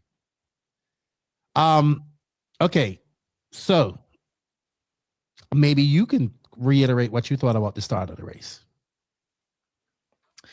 Well, I don't know. To be honest, the start was kind of like, the thing about 60-minute mains is that the first 15 minutes doesn't matter. You know, as long as you're within 20 minutes of the leader, you can win, 20 seconds of the leader. So start was kind of, yes, Chase was in the lead. I remember you messaging me, is Chase gonna win this? And I'm like, dude, like I've seen more crazier I've seen people from like 10th in lap like after 15 minutes win in an hour-long main. So yeah, start was what it was. I think after 20 minutes is when the race like actually starts, when it's 60-minute long. So I would say one thing. I think what ended Fenn's time was he crashed like on the left-hand side of the track, like going up to the berm back there. He crashed right there, and a marshal took quite a long time to get him. And that was it. And I messaged him and asked him what happened. He said he bent a hinge pin or something as well after that. So he kind of was non-existent. So Fenn was out of it. But then Van Dalen and Mayfield and Chase were really battling it out. And like I said, Bada got up there for a minute, but he flamed out. But I guess it ebbed and flowed throughout the day, right? Throughout the 60 minutes. That's what I liked. We had multiple lead changes. Right, we had Van Dalen, we had Mayfield, we had Fend, Chase Lemieux getting up there, and it wasn't a runaway. It wasn't like World's Warm-Up where Ungaro said, "Ciao, arrivederci." I think that's Italian, right?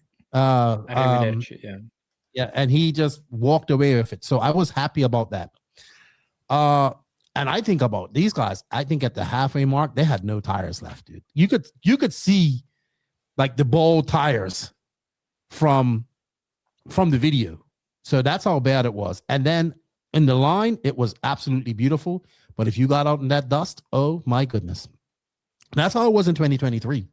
Super dusty. It's got like that really fine dust on it, and it's hard packed. So you just like that. That's all you do. You push like a dump truck and you do donuts like Greg Degani likes Krispy Kremes. So that was well, it's true. He really likes Krispy Kremes. I prefer Dunkin'. But that was my kind of synopsis. Also, Fend was doing like almost, they were saying that he was going to do a 12-minute pitch strategy, right? So he did go the longest out of anybody to get anybody, but Chase was the one who was doing 10 minutes. But Fend actually did, if I'm not mistaken, he almost did a 12-minute pit stop. I think he did like 11-minute pit stop. Yeah, but you have to do 12 and a half, right? Yes, in the gate one. Yeah. So no, not even 12 and a half. He didn't. 12 is enough. Yeah. I don't. Yeah, 12 is enough. Which is if we're knocking, and listen, people can talk all this shit about he gets 12 minutes and he gets this because of I don't know if he got 12 minutes, but if he was thinking of getting 12 minutes, either it was a play like a psychological battle that he thought these guys were he was telling people he was gonna get 12 minutes, or he really thought he could get 12 minutes. And you know what? He's been talking about getting 12 minutes and all that type of stuff on his engines for quite some time. Yeah, but I mean, he pitted on lap 20, so that was no. No way he would have gone. So lap 20 would be. I think it was psychological warfare. Yeah. Yeah, because that would be. I mean, it would be like 11, which is pretty good, you know. So yeah. No way. Yeah, he would have gotten 12. So I think it was just some like. All right, so we're getting clarification. You only went 10. You only went 10, but I'm telling you what they were saying on the feed was that he was telling everybody he was going 12. Just telling you. Yeah. But I mean, like looking at what he actually did in the main, he was going 10. Yeah. All right. Let's move on to the end of this race, because it was a lot of ebb and flow throughout the race. Lots of different crashing, people getting taken out, but in the end, it ended up being pretty much a Chase Lemieux and Seth Van Dalen battle to the end. Well, there was this one point where I thought Fee could get them. So this was this point where he jumped all the way up to 4th. It was like around 20 minutes to go. Fee got up to 4th, and I was checking the times, and he was lapping half a second a lap faster. He was 15 seconds from the lead, and this was the time where Van Dalen was already in the lead, like when Lemieux had pitted. So Van Dalen was basically holding Mayfield and Lemieux back, and then when Van Dalen and Mayfield pitted, then Lemieux was holding them back basically. So I would say they were slowing themselves down, but then Fee had like I think he was trying to get around Fend or someone at the time, and he crashed like 2 laps in a row, and then Fend like took himself out. I do want to say about Fend, like you said, he bent the hinge pin. He just said, I said, hey, what happened to you? And I asked him last night, and he said, he jokes, he said, oh, announcer called my name and I choked. And then he said, just a hinge pin. So I'm thinking he crashed. He was off the pace. Yeah, I'm telling. After that crash, he kind of got shuffled back, and he was in that mid-pack no man's land which was really competitive, by the way. And I think he just got caught up in that.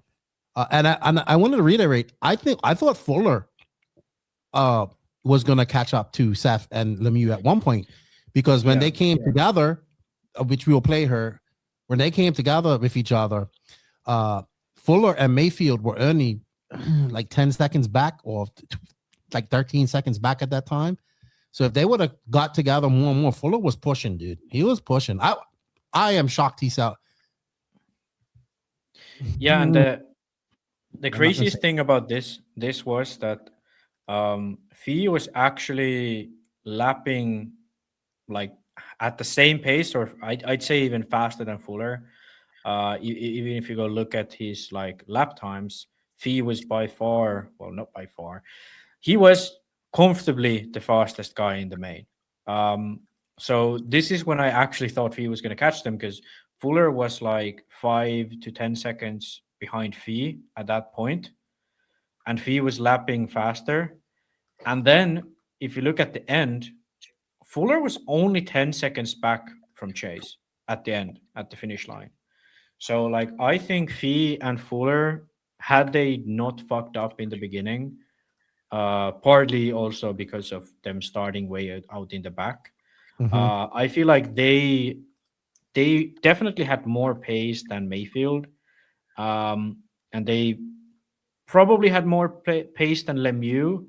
I feel like Van Dalen was the only guy who was who was able to match Fuller and Fee on like best lap pace, because during that time when Lemieux was leading, Van Dalen was like putting out those like 31 6s, 31 8s quite consistently, whereas Lemieux would pull them out maybe once or twice a tank. Mayfield was pretty much only in there because of mistakes Lemieux and Van Dalen made when they was battling. Like, yeah. My guess for what happened to Fend was exactly what this comment said. Bent Hinchman is code for Matrix tires fading. But I don't know. Of course, that would make a lot more sense because I feel like Fend was already lacking pace in the beginning. So it wasn't like he faded in the end. He kind of faded after like the first 5 minutes or something. And he was like never in the fight. So I do believe the Hinchman thing, to be honest. But yeah, I feel gutted for Fee and Fuller because I feel like if they had started, let's say 5th, around there, yeah, they would have definitely been in the fight. Kind of they was in 2024. You remember that when it was in HERC, when Fee and Fuller was battling out there with Mayfield and Fend. Well, also Fuller had to battle back from the B-Man at Wicked Weekend. So he's had to battle back to I think he finished 4th at Wicked Weekend and Hurry finished 3rd. So well done to Fuller. Climbing, those are the type of runs that you gut out, you grind out. And I think that he did pretty good on that. So, all right. Well, let's move in because obviously we've been going on for 2 hours. Do we know what happened to Mayfield in the end? Before we talk about Van Dalen and Lemieux, because this was basically the last thing who was challenging. I was thinking it would be Mayfield, but then Van Dalen just has better pace, and then Mayfield just dropped back at the end, dropped all the way to 6th. So I don't know. Do you know what happened to him? I think he just got caught up. He crashed. I think he crashed. I mean, I don't know. I wasn't there. I couldn't see it. I'm assuming that he crashed. And because he was comfortably in 3rd, and then he had a 60-second lap, so it looks like a flame out. He might have had a flame out. I don't know. I'm sure somebody will know. Armani says Ryan was right there until the last 12 minutes. I believe he had a crash after a second to last pit stop. Yeah, Paul Ciccarello crashed and flamed. Thank you, Paul. So yeah. Dude, he flamed that weekend too. Yeah, I mean Mayfield. I mean, the thing about Mayfield is he looked like he was kind of like driving annoyed. Like the mistakes he made, for example, this was when he was a little bit behind Van Dalen and Lemieux. He crashed in the before pit lane, and then it looked like he kind of like pinned it when the car was still rolling. So it looked like he was kind of driving mad. And part of that was also that part of that could be also the reason why he flamed. If he was upside down and gassed it fully and then lets go and it's hot and all of that, it tends to flame the engine out quite easily. But I feel like if that was the case, he had a 3rd, basically. Like Fuller wouldn't have caught him. I don't think. I think he would have easily got 3rd in the end. Very similar race to Wicked Weekend. Wicked Weekend got turned around. I didn't see that one. Yeah. So Wicked Weekend on the 1st or 2nd one, he got turned into the pipe and all the way to the back. And then it was just frustrating. All right, so let's get into the nitty-gritty, what everybody's been waiting for. And that is some call it controversy. Some say it's okay. Some say it's wrong. We're about to examine it and give our opinions on it. And we'll go from there. Right now, we have a vote going on in the YouTubes. If you want to check it out, check it out. But let's bring it up because I have a couple of incidents in her. And Brian Cross says, finally, you can blame Max for that, not me, because I was ready to eat dessert from the very beginning. Keenan, you do understand that we're not here to talk about the drama. We're here to do serious media reporting for the masses of RC. So this is part of it. So we have to talk about it. This is part of it. All right. Well, here we're going to bring it up. The infamous incident. I think this is it.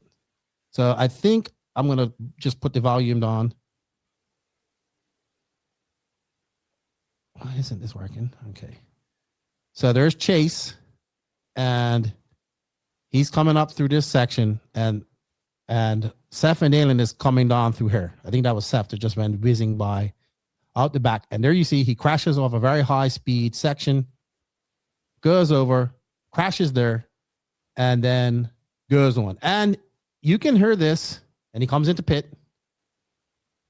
And Chase is going to come by. There's Chase. Now, I think at this point, Chase is good to go for fuel for the rest of the final because he was doing the 10 minutes. And that was Seth Van Dalen's last pit, right? So at the 8-minute mark, this happened. All right, we'll play it again so people can see. I'll slow it down if you want. I don't think we really have to slow it down. It's pretty obvious what happened. He's coming off this high-speed section. He just got that wrong, and he flipped over into the middle. I remember looking at that and saying, oof. Yeah. If that's going to be cold, I don't know what's going to happen.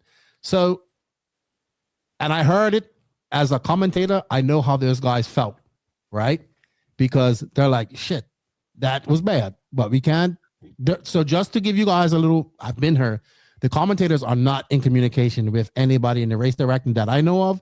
The commentators are inside of the driver's stand watching the race on the screen because I got a lot of flack for not reporting this or not doing this or whatever. So this is nothing to do with the commentators at all. They are not controlling the race. They are commentating the race. Let's get that straight. But here we go. And this is where I have some sort of right here, right? He gets back on. This is what I'm thinking what's happening. I'm not Seth. I'm not there. I don't know what's going on. I'm thinking he's like, oh shit, I just cut the track. Hesitate. Roy hasn't said nothing. Go into pit and go. Look, I'm not saying that we haven't done this, right? I'm pretty sure we've all crashed, ran across the track, waited, and then went back on.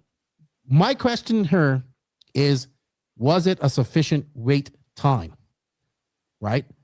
Now, I'm going to show another incident that happened, and I believe this was in the semi, and this involved Mayfield. And he did a very similar thing. Let me bring it up. Give me a second. So, Max, give you a quick synopsis on what you just saw and if I am barking up the wrong tree here or not while I bring up the video. Well, yeah, I mean, some people already mentioned this in the comments, but basically, we can just straight up look at the lap time. So he did a 33.9 that lap, and the loop is after the rumble strips before the pit lane. And if we look at, for example, other guys' pit laps, so for example, the Mew here, when he has a pit lap, Lemieux's last pit stop, I believe. So yes, that's 10 laps. And then he has, so Lemieux's last pit stop on lap 91 was 33.8. So that was the lap before the pit stop. And then Lemieux pitted on lap 95. And his before the pit stop, his lap was 33.9. So the lap before the pit stop for both of these drivers was the same. And if we look at Lemieux's pit stop before that, which was on lap 70. Wait, where is it here? Wait, it kind of screws up for Lemieux. It was on 70 something. The pit stop lap before for him was 33.7, and same thing for Van Dalen. So his previous pit stop, his in lap was 32.9. So, okay, we can comfortably say that the lap into the pit at the fastest speed you can run is about a second slower than a regular lap. Okay, and I saw this, that Lemieux ran into the pits a lot slower than what Van Dalen did. He had a 33, so he lost 1.5 seconds on those laps where he came into the pits, and Van Dalen lost a second. But this time around, with that mistake, Van Dalen lost 2 seconds to his best lap of the race. Okay? So what that basically means is that mistake he made at the back of the straight only cost him 1 second. And if you think that you crash like that on the back straight, even if your car lands on the right side of the track and you continue, it's going to cost you more than 1 second. If he had rolled back to the track, that would have been easily more than 5 seconds of time lost. So basically, he gained, let's say, 4-5 seconds of time by cutting the track. There's no like by fact, by anything, by anything you could argue, he gained 4 seconds of time by cutting the track. Now here's like, can I say something really quick? It's different. Yeah, you can go ahead, because I then there's other aspects to consider as well. Let's look at factually. Let's look at 4 or 5 seconds. Yes. So I think people need to not look at he didn't gain much. They need to look at how much he didn't lose. Right? Now let's say hypothetically, he crashed in there and a marshal had to get him and turn him upside down, and he would have put him back on that track. How much time would he have lost? Or let's put up another hypothetical scenario where the loop was on there and he had to go back around and come back on and go across the loop. He would have had to do it, right? Then you add that time on there, right? And then going into the pit, his pit in and out lap would have been way longer. Now, here's an incident of what happened with Mayfield. I think this was in his semi. I'm not sure. I'm sorry if the video is iffy, but same predicament, but Mayfield waited, and I don't know if this came from the RD up top or what, but if you listen to the commentary, I don't know how sure they know this is true, but I will play it, and hopefully you guys can hear this. Let me see. Let me be quiet and let me put on the volume. So here's Mayfield. I can't see because it's cut off, but I believe this is the semi. Let's play it. Donato Walker and Donato Jr. And again, you're watching a absolute assembly line as they go down the back straightaway. So there's Mayfield. He's right there, right? Same incidents. I didn't see what happened, but he crashed, and he's in the same spot where St. Van Dalen is. Let's continue to play. Through the crossover, little mistake for Mayfield. He's going to have to wait for this train of cars to go. You see Mike Braun giving him the stop. And now, I don't know how true it was. They probably heard the referee say that. Mike Braun is the RD, plus they have a referee up there watching as well. But I'm not saying that Seth had to wait for Chase to catch him up, but you can see the difference, right? He flipped off the track. There was a lot more time for Mayfield there. And mind you, he was in the heat of the racing, and all those cars were going across, right? And he let a bunch of cars go across. So there's 2 examples, same incident, 2 different responses. So I feel that when Seth flipped over and he was out there in no man's land, there was no cars to give back the position because he didn't take a position from them. Yes, we read the rule. Bring up the rule. Take it the fuck easy, Brian Cross. Jesus, we will bring up the rule. But there are no cars. Like he didn't. I don't think he should have waited for the next car. But there should have been some sort of penalty incurred. Now let's look at it this way. What if Raw would have said, "Okay, you didn't wait long enough, and you have to do a stop and go or a drive-through penalty"? That would have dramatically changed the way of the race. Mm-hmm. And they have more than one person watching the track, by the way. They actually have referees there. One person watching as well as the RD. Yeah. So my other argument. So I think, so here's one thing I want to get straightened out before, like, because I saw some people on the comments like making this argument. If you crash and cut the track afterwards and your lap time is not lost, that's not Like you can't. Let's imagine like you crash in a race, and you roll over, and then you just cut the pipe to gain back some time. You would call that track cutting. Well, this is exactly what happened here. Van Dalen most likely was on throttle when he was rolling around. I know, because every single pro tries to control the car when they're rolling around. So had Van Dalen gone full brakes on his car, just let the car roll its course, he most likely wouldn't have made it over that pipe.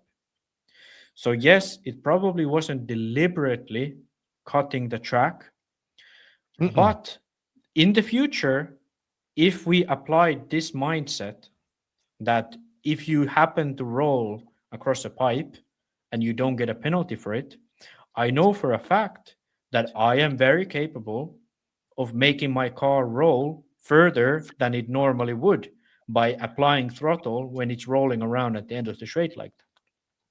So with this, I'm very certain that the pro drivers are even more capable of doing that than I am. So this would mean that in the future, it would become beneficial to try to roll your car as far as possible so you cross into the next lane and essentially cut the track to cut away the time of that mistake. So that's why the only way we can look at this is that that mistake, him being marshaled back on the track where he should have been marshaled, would have cost him 4 or 5 seconds, as we said before. And now he only lost 1 second. That means that he essentially cut the track and gained an advantage of 4 or 5 seconds. And then there was this other argument on the comments that it happens all the time. Yes. And the reason why it happens all the time is because we let incidents like this get away. We let the incidents like this get away. Drake is notorious for doing this. He's done it even like more. Like, I don't know if you've seen the video of some club race at Chico. I believe it was a Chico. He basically just purposefully cuts the track after making a mistake. And JQ played it on one of his videos. E-Buggy Nationals many years ago. I remember that. Yeah. Because it was like an oval track. Yeah. So it was ridiculous. And that went unpenalized. And the reason why this keeps happening so often is because it's gone unpenalized. In Europe, luckily, they've been getting much more strict about this.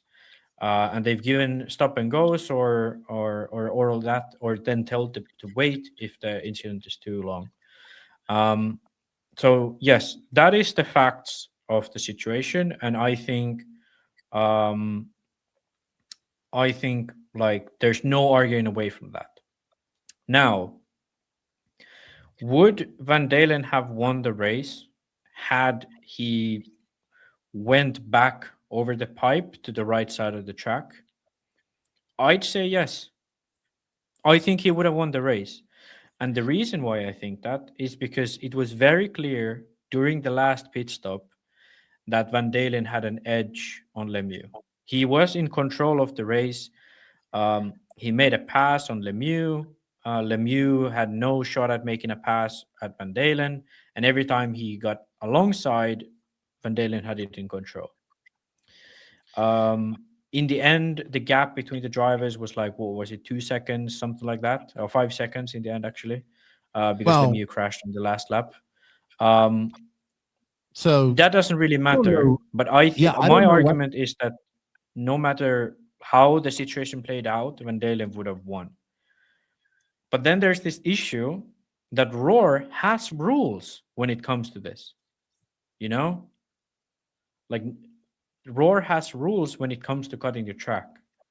And now this is a big issue that if you write the rule, you should enforce it, you know? So it falls on the Roar now to like, they basically let this one slide, you know? You know what? And I don't blame Seth for leaving it in the officials' hands. Because he goes, hesitates, no call, go. Now Exactly. people were talking about this. Chase cut the corner a bit later and then drove backwards. So I think this is the incident they're talking about, but this is completely different. I'm going to show another incident that Chase did. So let me bring this up. 1 second. And this, sorry for the view of this. It's not that great, but here's Chase. He was in the lead. He made a mistake. I can't see what time it is, but here he gets on the track. He goes across the track. He goes that way across the track. Seth Van Dalen gets by, and that's probably how you should handle that situation, in my opinion. So they're trying to say that is the same as what Seth did. No, it's not. Not whatsoever. No, they did not. He did not relinquish. That position went to Seth. He didn't. He could have got on the gas and kept on going, but he didn't. He went to the side. It just like don't like I can hear. He went backwards on the track. What the fuck was he supposed to do to get out of the way? Was he supposed to sit there and wreck these guys? No, because then you guys would have been pissing and moaning about that. Let's watch it again. I think he did the best thing possible here. He crashes. He goes across the track. He goes back to what position what he probably would have been if he didn't crash, and Seth gets by. So don't try to compare those two scenarios because I think they're completely different. That's as good as you can handle the situation. Because no, that is fine. And here's another. So here's another. I don't understand why anybody would. Dude, because in this situation, if you're on this side of the camp and you're this side, if you're on Seth's side, you're gonna be all right. If you're on Chase's side, you're upset. It's always the case. Here's the thing. Raw should have done something. Well, they did something. Sorry, they did something. They know. I don't know what happened, but we saw similar incidents. Mayfield being told to slow down and give positions back, and then no penalty so far that we know of for Seth, right? And also I was told that even if they protested it, there wasn't going to be no change whatsoever. So do we want to bring up Raw's rule? Did I have that? I did save it. Let me bring it up somewhere here. You posted it on the Facebook. I did post it. I posted it on Facebook. So so remember last year when we was talking about the Nationals and I was like, man, Fee bumped Rivkin and Cavallari badly. And he was like, hey, he did the right thing by not stopping because he's left it in the judge's hands. Well, I think Seth did the exact same thing. 100%. Like if I'm Seth in this situation, like as a driver, it's really difficult to gauge if you waited enough. And I feel like that is the issue with having tracks that have this situation that you can jump the pipes like this. So my assessment of the situation was that the ref, when see it on the video, should have given him a stop and go, and then they would have raced it out on the track. And I think Seth would have won. That's like my guess. The reason why I mentioned that I think Seth would have won is that when you do stuff like this, when you cut the track and don't go back, no matter what the end result is, there's going to be an asterisk on your win. Had Seth pulled away with a 20-second gap at the end, just driving 31 fives for the last 10 minutes, people would have still said that Seth wouldn't have won it unless he cut the track. There would still be people who said that, because like that is still, a thing he shouldn't do. And it's not necessarily that it makes it right by anyone, but just the fact that, like, as a driver, to maintain your integrity and so on, it's always best to do the right thing. But at the same time, Techno doesn't give a shit how he won it when they pay their, bonuses. That's that, win here and second place. That's probably like multiple $1,000s, and a little what if next year title. That's not going to weigh too much against that. So I feel like the issue is that when we race on a professional level like this, at some point, you're going to have to leave it on the judges' hands. The only other option Seth could have done there is basically basically just jumped back across the pipe. And because he went over and continued on the track, I feel like waiting a tiny amount so he doesn't actually gain anything and then driving away. That's probably what 90% of the drivers like would have done of the modern age, because that's just how it is. But what should have happened is the RD should have went in, looked at the lap time, looked at what happened, and said, okay, just stop and go. And that's it. And they would have an excuse if there wasn't a rule like this. But you have the rule right up there. So let's bring it up. They have a rule for exact situations like this. And they even tell there what type of penalty they are going to give for infringing this rule. So you want me to read it out? Or basically it says, corner cutting or short coursing is any deliberate or accidental maneuver, which is accidental in this case for Seth, that shortens the length of the marked course for vehicle traveling around the track. Cutting a marked corner will incur a 10-second penalty, and a short coursing will incur a 1-lap penalty. So there's corner cutting and then short coursing. I'd say this is more of a corner cut considering the situation. And then there's the exceptions. If the driver stops his vehicle in the area and allows the vehicle that was immediately behind him prior to the infraction to pass, then no penalty is applied. And then if a corner marshal runs the corner or short course infraction back to the position where it initially occurred, that no penalty is applicable. So there's two ways that Van Dalen, by the rule book, doesn't get the penalty. He goes back to the place where he crashed, or he waits 6-7 seconds so that Chase comes by him. And the second one in this scenario is like no way he could do that, because like Chase is way far behind because they're out of sync in their pits. So realistically, the only option by the rules is that he runs back to the track or gets a 10-second penalty. You know, I feel like 10-second penalty is quite harsh.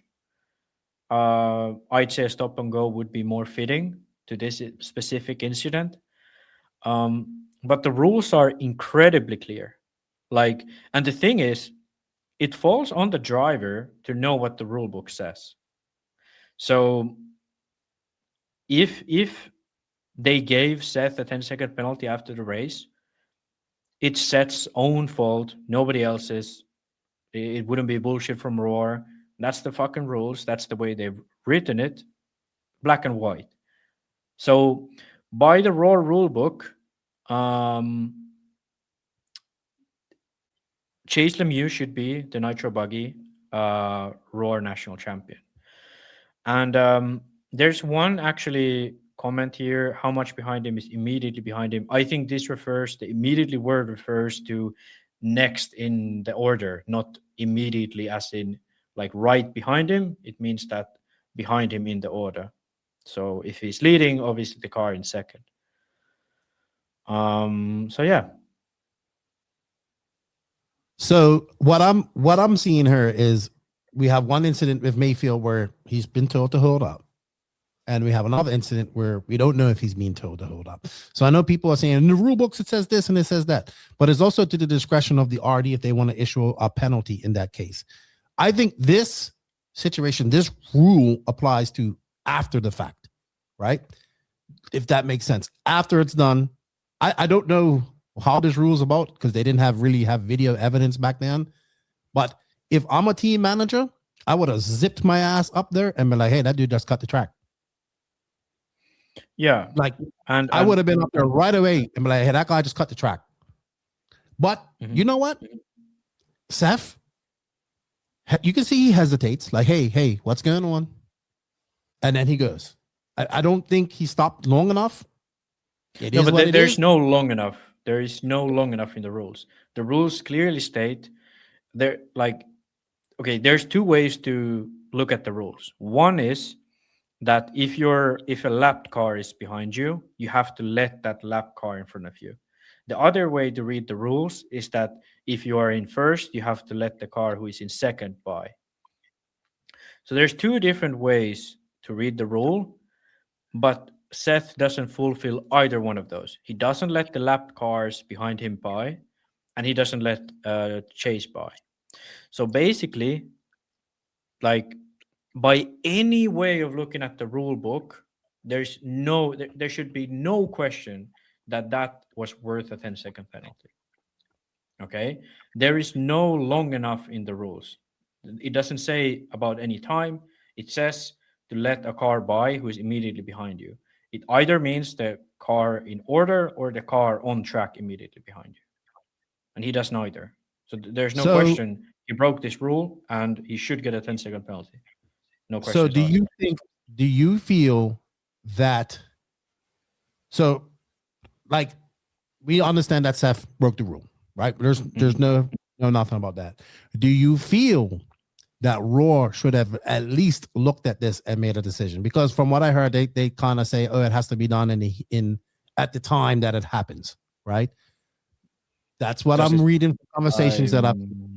Yeah. Like, basically, they should have issued the penalty when it happened. But when I'm reading that rule, it's like it's issued after the fact. To not even look at it, I think is wrong, number one. And you know what? When they did the interview at the end of the thing, you could see even Seth was kind of like, I don't know if I got this or not. Like, you know what like, he wasn't, I don't know if it was just relaxing and just not had hit him yet, but he did not look like a guy who had just won his first national championship, right? And listen, unfortunately, how can I put this? Do I think that Seth Van Dalen still deserves to win this because he drove great? Yes, right? Yeah. But if you apply the rules to the situation, he doesn't win it. Yeah. He does not win it. But by the rule book, he shouldn't be the Raw National Champion of 2026. By actually on track, by merit, by speed, by almost everything, I think he absolutely deserves the title. And it was like I think the title was won fairly. The issue now, I think, in the end, was that the rules clearly state that it was not won with accordance to the rules. Like, I think ethically, there's no issue here. Like, yes, he cut the track. Yes, he gained an advantage. But I still think, had he not gained that advantage, he would be the champion. I think so too. But we can't predict that. We can't. Exactly. We can't say that. Exactly. We cannot say that. So that's one of the issues. But I if I was him, I wouldn't probably feel too bad. I think he 100% deserved the title. I feel like the issue here is kind of that the rules are not in accordance to that statement. Or being enforced. Yeah. So the basically, by the Raw rulebook, which is the official rulebook of the race, he shouldn't be the champion, which sucks. Like, that's a fact. There's no way of getting around that. There's absolutely no argument. Like, if this went to a court of law, no way Seth Van Dalen would hold his championship. You know, there's absolutely no rule in there who would save his championship at this point. Or let's say that the RD decided to give him a penalty at the time and it was a drive-through penalty that would have put him way back. Because the RD or the referee has I wish, that's why I asked you this morning, I wish we could have got in contact with Stitson and got his opinion on this. Because he don't give a shit. Even though I may not be the biggest fan of Stitson because I don't like how he talks to people, that fucker knows the rule books and knows his rules and makes decisions very clearly. So I am just like, I think this is a failure of Raw to uphold these rules, right? And not even to look at it at the end and take it back is unfortunate as well, in my opinion. If they did it and they applied their rules, we would be talking about a different national champion at this point. But you know what?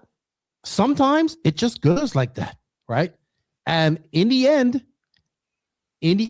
Seth played his cards right. And if he would have left, so let's say he has a 50-50 chance. If it goes down to the officials and they say, all right, we're going to look at it and we're going to make a decision, he has a 50-50 chance of it going in his favor or not. He didn't go to the officials, unfortunately, and he won. That's it. I mean, is it the best way to win? No. But he didn't get penalized that we know of. What are we supposed to say? And then here's another incident that people... Can we talk about this before we move to another incident? This is what Paul told me yesterday. He said the Royal President told me he's not changing results, and we never followed that rule. That is the wrong attitude to have, because you should take a look at this and apply your own rules to it. Yeah, like the thing is, Roar as a organizer has all of the right to, at the start of the event, to say, hey, by the way, this rule that we've written it's kind of too harsh, or whatever, like we don't race like this currently in America, and we are not going to follow this rule. And then everybody agrees, and that's it. That's that.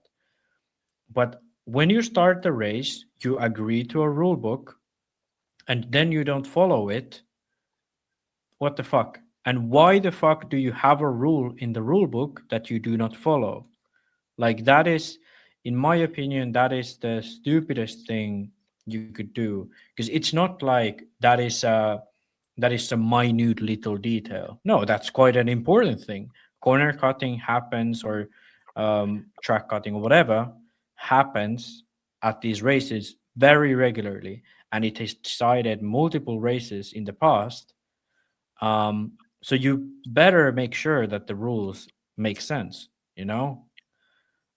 So I feel like this argument is incredibly lazy, and I don't really know, like, do they fear that people would be mad if they gave a penalty to Van Dalen?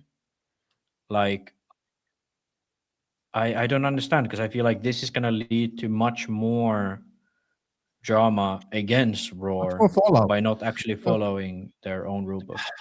I don't really want to look. Listen. You know what your mama says? If you ain't got nothing positive to say, don't say nothing at all. Yeah. I have nothing positive, nothing negative to say. I'm just like, I think I've lost all hope. Like, I'm gonna be quite honest with you. They are trying their best. I thought things would be different. I am for what Offroad needs to do in RC. I'm gonna be honest with you. Roar is only important to the off-road racing community when it comes down to these races. Otherwise than that, I'm gonna be honest with you. They are insignificant to off-road racing. You guys over there complain about Afro, but you actually have it going on quite well. And race officiating is good for sure. Yeah. Yeah. I mean, I'm hoping that we don't see these type of decisions determining the world championship. I'm hoping that I think Raw can run the race with tech and all that type of stuff that they do. That's fine. But I would really hope that they bring somebody like Stetson over to do this type of refereeing, because we can both agree that we both think Stetson is very good at what he does. I think the Stetson should be fucking teaching a lot of these guys how to do this type of stuff as well. But I mean, come on, let's be honest. Like, it's like I want people to understand, I am a proponent of federations and believe that they are necessary for RC racing, right? But I just can't continue to tell you to support Roar when I don't even feel like supporting them. Like, don't get me wrong. I like their races. I want to go do races and all that stuff. But it's like every time you tell somebody to do something or suggest it, it's like, I get it. I get the frustration with people. I get it. And you know what's happened? It's that off-road racing in America has gone so long without regulation that it's hard to put that back into place. So I get it. They have a big, steep mountain to climb. But I remember giving suggestions of what they should do. I think they should show up to races, like some of these big races that are going on. In the whole big scheme of things, the off-road racing community in the USA really does not need RAW to function. Right? There's no series going on. There's nothing. Everything that's going on in off-road and promotion of RC and going forward is coming from the manufacturers and the people doing things in off-road. And I felt like this for some time, and I think that either we have to have a separate off-road committee in RAW that has nothing to do with the current administration that's in there, because I feel that it's still an on-road based committee. I know there's a couple of guys in there that dabble in off-road, but it's not enough. I think we need to have an on-road committee for RAW and have either a separate committee and everything dealing with off-road, or fuck it, we just go do our own fucking thing, right? Because really and truly, we're doing our own thing anyway. Well, okay, there's a few things I want to say. Ideal. I know that's not ideal, but I can't look, I've stood up for RAW quite a lot, right? And listen, I think they dropped I don't know what happened up there, and I feel like they kind of dropped the ball on this, without even at least examining what happened after the fact. But I don't want to see races tainted like this. Does that make sense? It's kind of like when Ongaro won his first world championship and everybody said he was running a fucking gyro. Like, even though we know that didn't happen and it was proven, it's always going to be stuck in somebody's brain that he did. So unfortunately for Seth, even though he did cut the track, right? And it's debatable whether it's not debatable because he should have waited longer. But if the officials didn't fucking do nothing about it, then so be it. He got away with it. But there will always be that Chase should have won, or this happened. That sucks for both Seth and both for RAW as a federation. And you know what? It's like more and more of these calls getting wrong. So I hope for the worlds that are coming up, I hope they bring somebody else in to referee these races, because I do not like, contrary to what all you guys believe, I don't really want to see races like this determined, or this. It's like always some fucking drama, man. It's like always. And I feel that they should have looked at this like legitimately. I don't know, man. I don't have all the answers. I don't want to be in their position. I don't want to do nothing like that. But this is what happens when you don't have a federation. It's just willy-nilly out there. Wow. Yeah, well, okay. I have a few points to this. Number one is, I feel like the structure of RAW is very weird, where you have guys who have no understanding of a class managing races of that class. Like, you remember that one year when the RAW official was talking about transmitter impound, and then now he moved on from him. Let me tell you something. First off, I think they're in a much better position than what they were years ago, right? I give Clayton and I give these guys their props for trying to do things different. I truly do. I think there's still a lot of bickering in RAW and people, and I think that off-road is grossly underrepresented, and because people just don't want to waste their fucking time with it. They just don't. Like, why should I tell you to go become a part of RAW when it makes no fucking difference? Right? It doesn't. I think we need to have our own fucking committee and make our own rules, or do our own fucking thing. And you know what? Well, I disagree with that. Huh? You disagree with that? This is what I disagree with. I think disagree with it too, but I don't see RAW. I disagree with it too. Ideally, we'll be able to fix RAW and make things better, but I don't see it happening, man. I don't. Well, and I don't even think they know how to make it happen. Well, I know. So listen to me. The issue with RAW right now, I feel, is that they changed the people, but they didn't change the structure. Yeah. So the structure is still the same. So the way it works in EFRA, when you go to the Nitro Buggy Euros, there's the chairman, and then every single person who's there is a person who mostly does 8 scale off-road. And then when you go to a 10 scale off-road race, there's the chairman, and then everybody else who's officiating, doing all of this stuff, mostly does 10 scale off-road. So the people who work in each class mostly or only work in that specific class. Whereas the way Roar works is you have a board, which is basically the same as EFRA, but they do all of the things and they share all of the things. There's just not one guy who's in charge of this and does this. And what ends up happening is there's a bunch of on-road guys running off-road shit. And then there's a bunch of guys. Yeah. And then there's a bunch of guys who back in the day who didn't even go to the races or understand or race anymore. And they was trying to do stupid shit like transmit inbounds and stuff like that. You know what the on-road you guys need to change. Let me Sorry, finish this. So I'm sorry. You need to change the structure so that you have basically a chairman who makes sure that the rules are in place to make sense for everyone.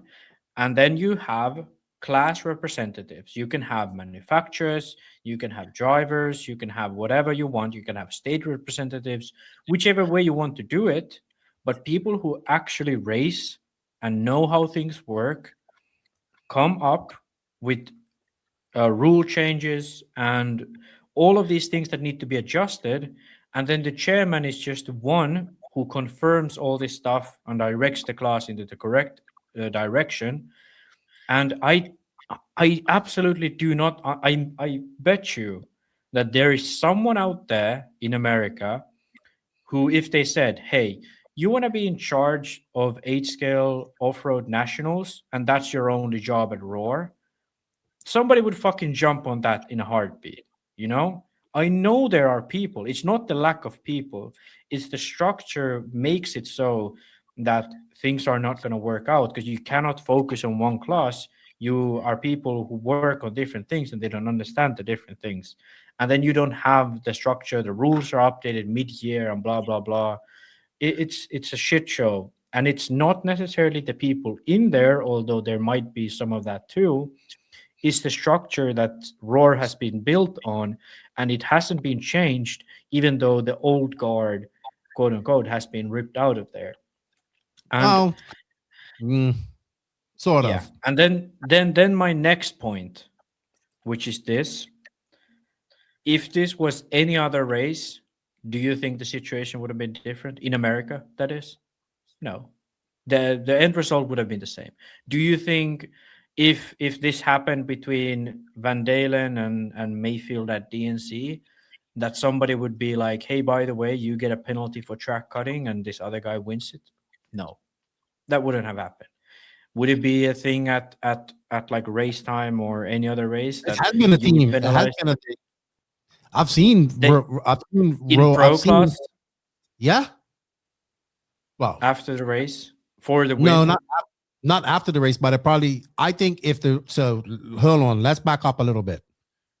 You have one set of eyes at these races versus I don't know how many sets of eyes they have at Roar watching this race. Yeah, but let's just sure. I have seen decisions after one was made at one of the INS races. The third run, which was at Island, when this young kid, Skylar Mandela, basically he was in a bump up position. Made a silly pass and took out everybody. And then the other two guys got back, and then they had to make a decision afterwards. So the race directors make decisions as well, but the race director can't see everything. Now, I don't know if Roar saw this or not. I'm not there. But they have more eyes going on. So I have seen decisions be made. And if I'm trying to remember, I think there was even one at the recent INS at Hobbyplex where a decision had to be made. I can't remember. But you know why you're able to do this? You want to know why you're able to do this?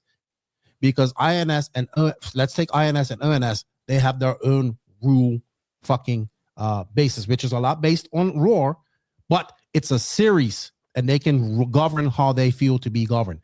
And that is what is and that's how we fix things. That is how we fix things at scale. We, as an off-road community, are going to have to just do it on our fucking own. Make our own fucking series, make our own rule set, and go from there. And then from those ashes, we'll create a federation. Yeah, well, that's the way forward. That's fine. That's fine. I don't mind that. But But building a federation, No, you're not building a federation. You're building a race. Just think of like RCGP. RCGP had its own rule set. Yeah. No, but that's fine. But but my point here is that this is very deeply part of the racing culture in America. Like having these race deciding incidents go unpunished time after time, it's just part of how racing is done in America. You know, like it's not necessary. I understand that we like to bash on Roar and all of that, but like it's in because Europe, there's no guidance. There's no rule set, right? There's no rule set. It's not. But I mean, it's the issue of the race organizers. I will give you an example. When we go to races in Europe, they have a fucking staging area where you start your car outside of the pit area. I'll never forget this young man, Harold. He came over first time coming to a race, and he's like, "Where do I start my car?" I'm like, "Anywhere you fucking want." I said, "Maybe don't start it in the pits because people might not like it, but you can start it anywhere the fuck you want." And it's just different, right? So let me ask you something, right, Max? If this was in Europe and this happened, what do you think would have happened?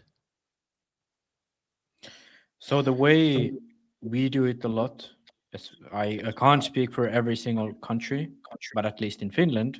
Let's use Euros because you've been to plenty of Euros. Yeah, but Euros is different because they have like 4 referees. You know. Listen. This is equivalent to a Euros. It is the fucking war. In Euros, Van Dalen would have gotten a penalty that the rulebook says, no question. Like if Stitchen didn't see it on track, he would have watched the video evidence. Went to watch the video and given a penalty. He's done it before. For example, at the last Worlds, for a bump up in the quarters, Yosemite Sanchez hit Savoia, and Savoia went wide, and then after that, Sanchez went by him. So on track, he didn't see the touching, but then when Savoia went and complained and protested that he got taken out, I saw Stitchen climb up to the video booth, and they showed him the clip, and he said, "Okay, that's a penalty," and the Savoia or the Yosemite Sanchez got like a 3-second penalty or whatever. So it's ridiculously clear how it works at the Euros. Now the difference is that same principle applies to the fucking smallest club race there is. You know exactly what I'm getting at. Exactly what I'm getting. Even in Finland, not an official championship, just a club race series. If somebody cuts the track, there is somebody in the race organization. Like, it doesn't have to be the referee. It can be the guy who's fucking selling the coffee or whatever, who's watching the race. And the race organization talks together, and all of them are somewhat racers, so they understand how racing works. And they say what happened. And then the race official who's leading the race, he will say, "Okay, I feel like this incident deserves a penalty," and then he obviously asks the drivers what happened, and then he makes a decision based on that. And yes, sometimes it causes drama, but we've used to the fact that this is the case. So people, because we are as a species rather obedient at the end of the day, we understand that there's going to be a punishment if I do this. So we have people who don't do this on purpose. So that culture of, okay, I just can't do whatever the fuck I want, goes all the way down into the bottom. So we can bash Roar all we want, but this same incident is going to keep happening at every single American race until that culture changes. you know? And that comes from not having a proper federation.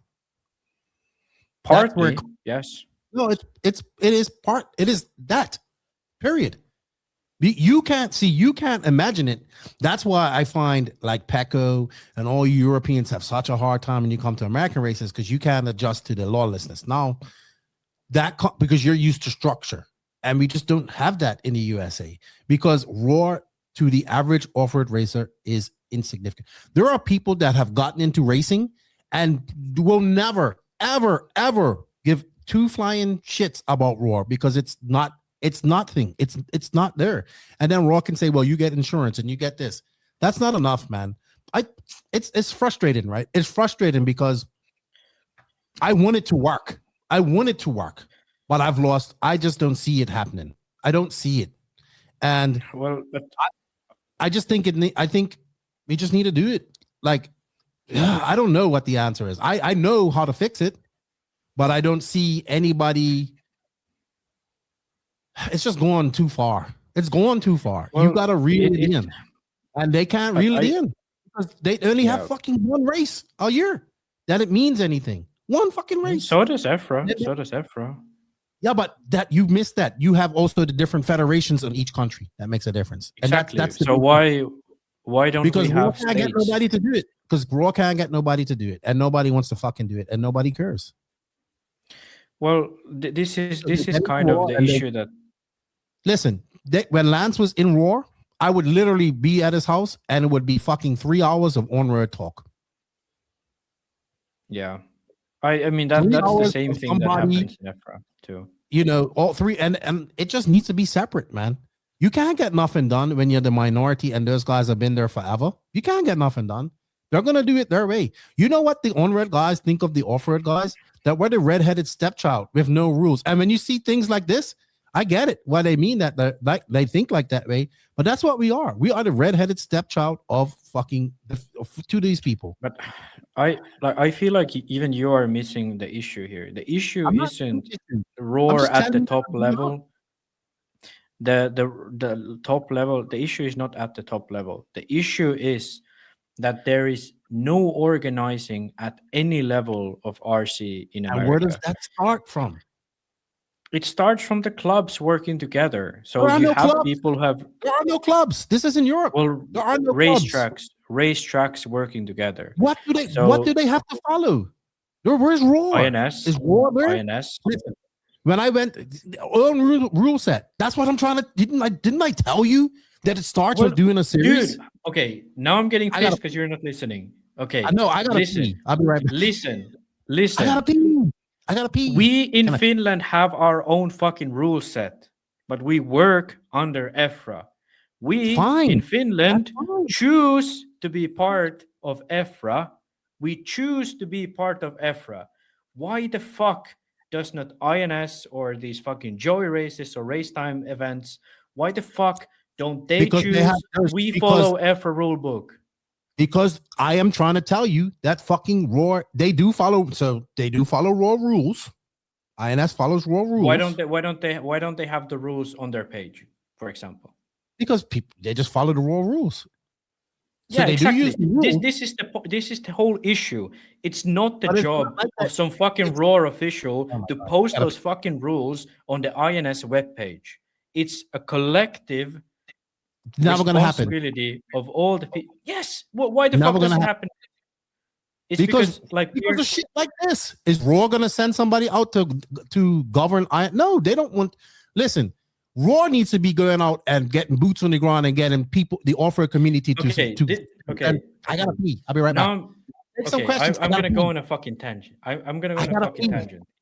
Go ahead, and I'm gonna go on a tangent. This is what pisses me the fuck off, okay? And this is why I'm wearing this fucking hat, okay? It's because people, like what Keenan said, wants the world to be solved by this one man from above who comes and solves every fucking issue one by one. Roar's gonna come there and he's gonna instill great referees at your fucking club race and solve everything. No, you gotta have to fucking work for it. You're gonna have to agree with people that maybe you don't like that much. or have some issues with, like these fucking idiots in the fucking Midwest or wherever they was. And then you're gonna have to make up this like gap. You say, hey, okay, you have these rules, we have these rules, we follow the roar. We don't like that rule, we're gonna change it. Okay. Here's the first comment. Finland has like 20 people and is organized completely different world from the US. Yeah, how much people fucking live in Minnesota? Okay. It's a fucking state. Why can't you organize in Minnesota? This is one of the stupidest arguments I've ever heard. Because, all right, so what's your argument? What's your okay, argument? Lefty, now you shut the fuck up, okay? And I'm gonna stop. Because this is the issue that people like don't understand. You need to, if you want to have rules, you need to enforce them and have them out there like all the time. You can't be like believing that this some fucking perfect thing is gonna fall from the sky and things are gonna be great. No, you have series like the INS and the ONS. You instill rules in these races, and then you say, okay, this is the rules. We run these races, run the races with these rules, and then you say that, okay, we follow the raw rule book with these exceptions, and you have the raw rule book in the page, and you put all of these things together, and then maybe some other series has the same idea, and they do the same thing, and then somehow they're like, hey, let's form like a federation at our own like state level or whatever, where you have organizations, you feel people work together and all of that. That is exactly the way it's happened here. EFRA forces nothing on Finland. EFRA forces nothing on Sweden, none of the Nordic countries. It's all of the people in those countries say, we want to be organized so that we have rules, so that our racing is fun, so that it's something to fall upon.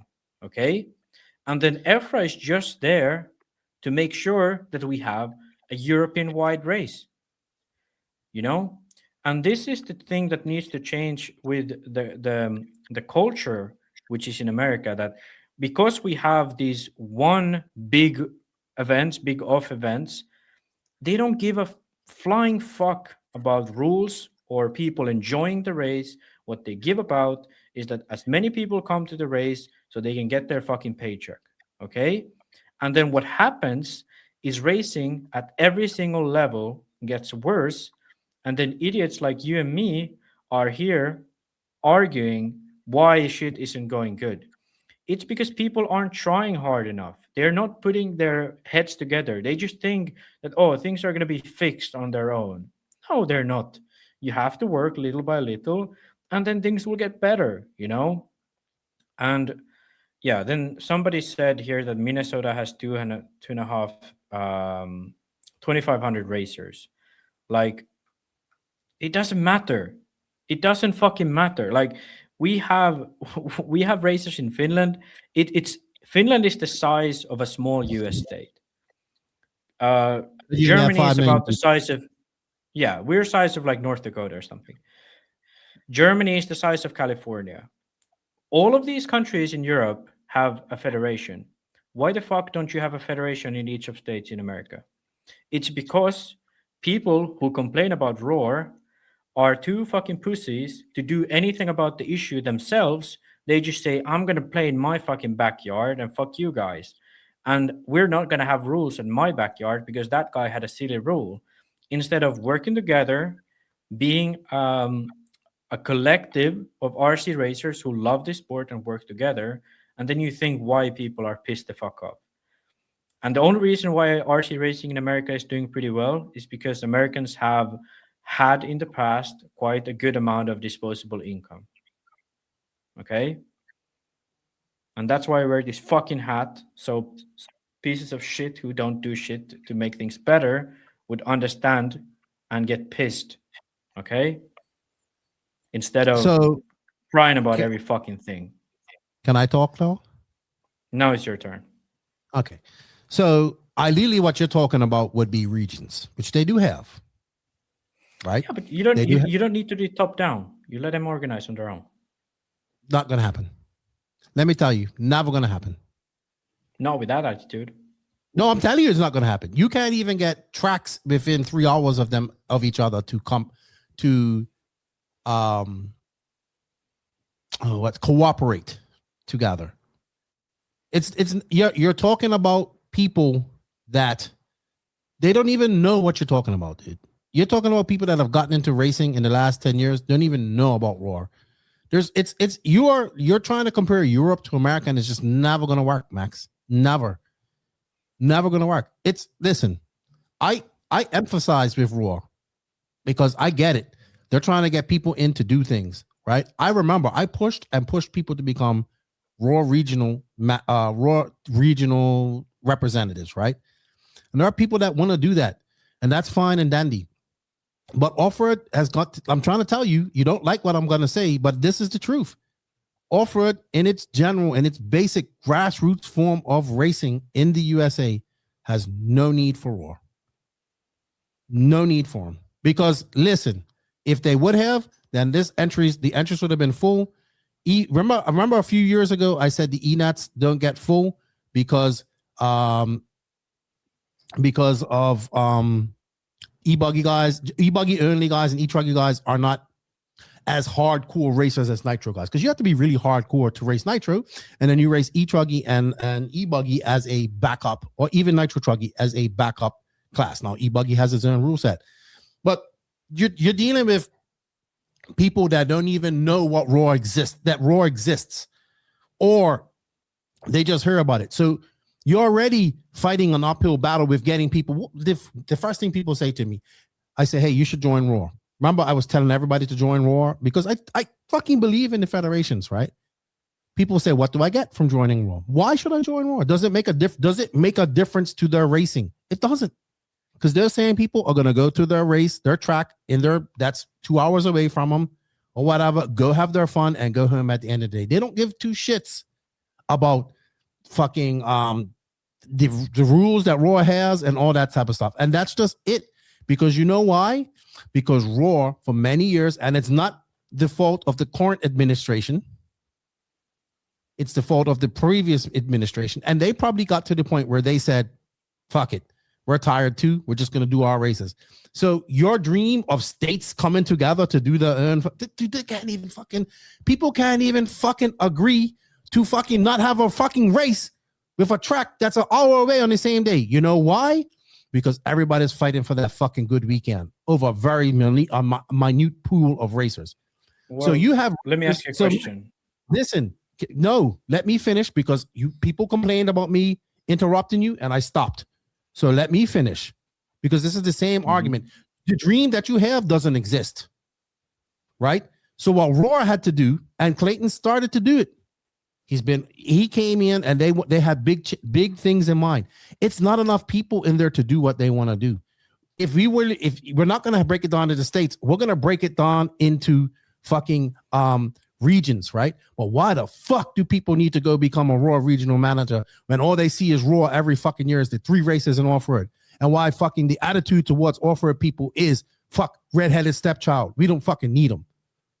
So why do we need them? I think we need to be doing our own fucking thing. It would be easier if we could do it with Roar, but we can't. And that whole break-in, that is not going to happen. So what Roar needed to be doing, this is what Roar needed to be doing. I told Clayton this. I told everybody this when they first fucking got into this. So you need to be going to these fucking races, right? Go to the fucking jury races. Go to the fucking race time races. Do a fucking membership drive. Be seen. Do all that shit. Where are they? Nowhere to be seen. Nowhere to be seen. Okay. That's what fucking happened. You have to build it. You don't understand the fucking American USA fucking RC culture like I do. I fucking get it because I'm there. Right? And I fucking know that nobody gives 2 shits about Roar outside of a fucking nationals.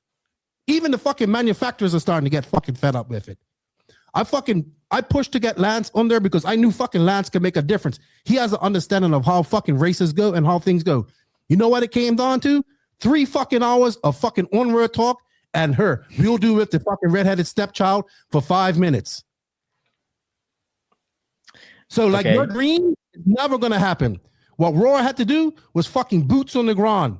Show people that they're being different this time around. And they started to, but they fucking dropped off. right? And you know what else? No, seriously, because it's easy to do, right? You go to a fucking AMA race or something like that, like American Motorcycle Race or whatever they say. They'll fucking have AMA places where you can go fucking sign up and become a member. No, but if it's a fucking Onroad race, they'll be there, right? I give Clayton a lot of props. He has tried. But I think it comes down to they just don't give a fuck. It's that important. It's that unimportant. Royal Regionals is a fucking joke, or has been a joke for many, many years.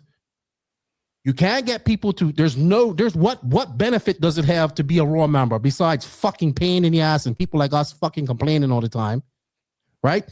So your dream of America being like Europe, just throw that out the fucking window.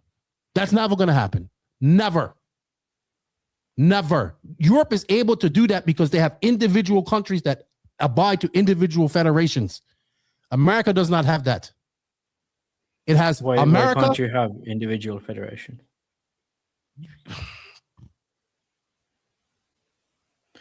Lefty, you say it's impossible.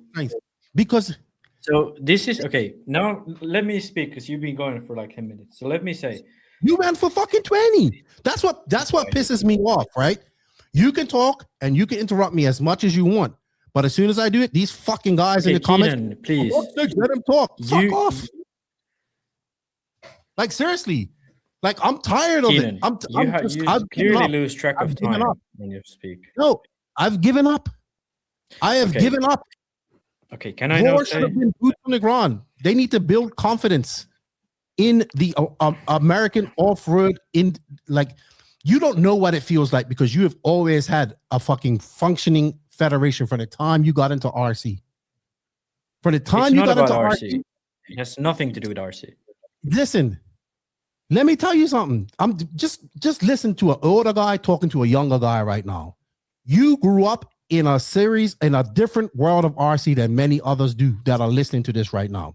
Just like a lot of Europeans, you grew up with structure, a proper federation, and everything you had to do to be in RC.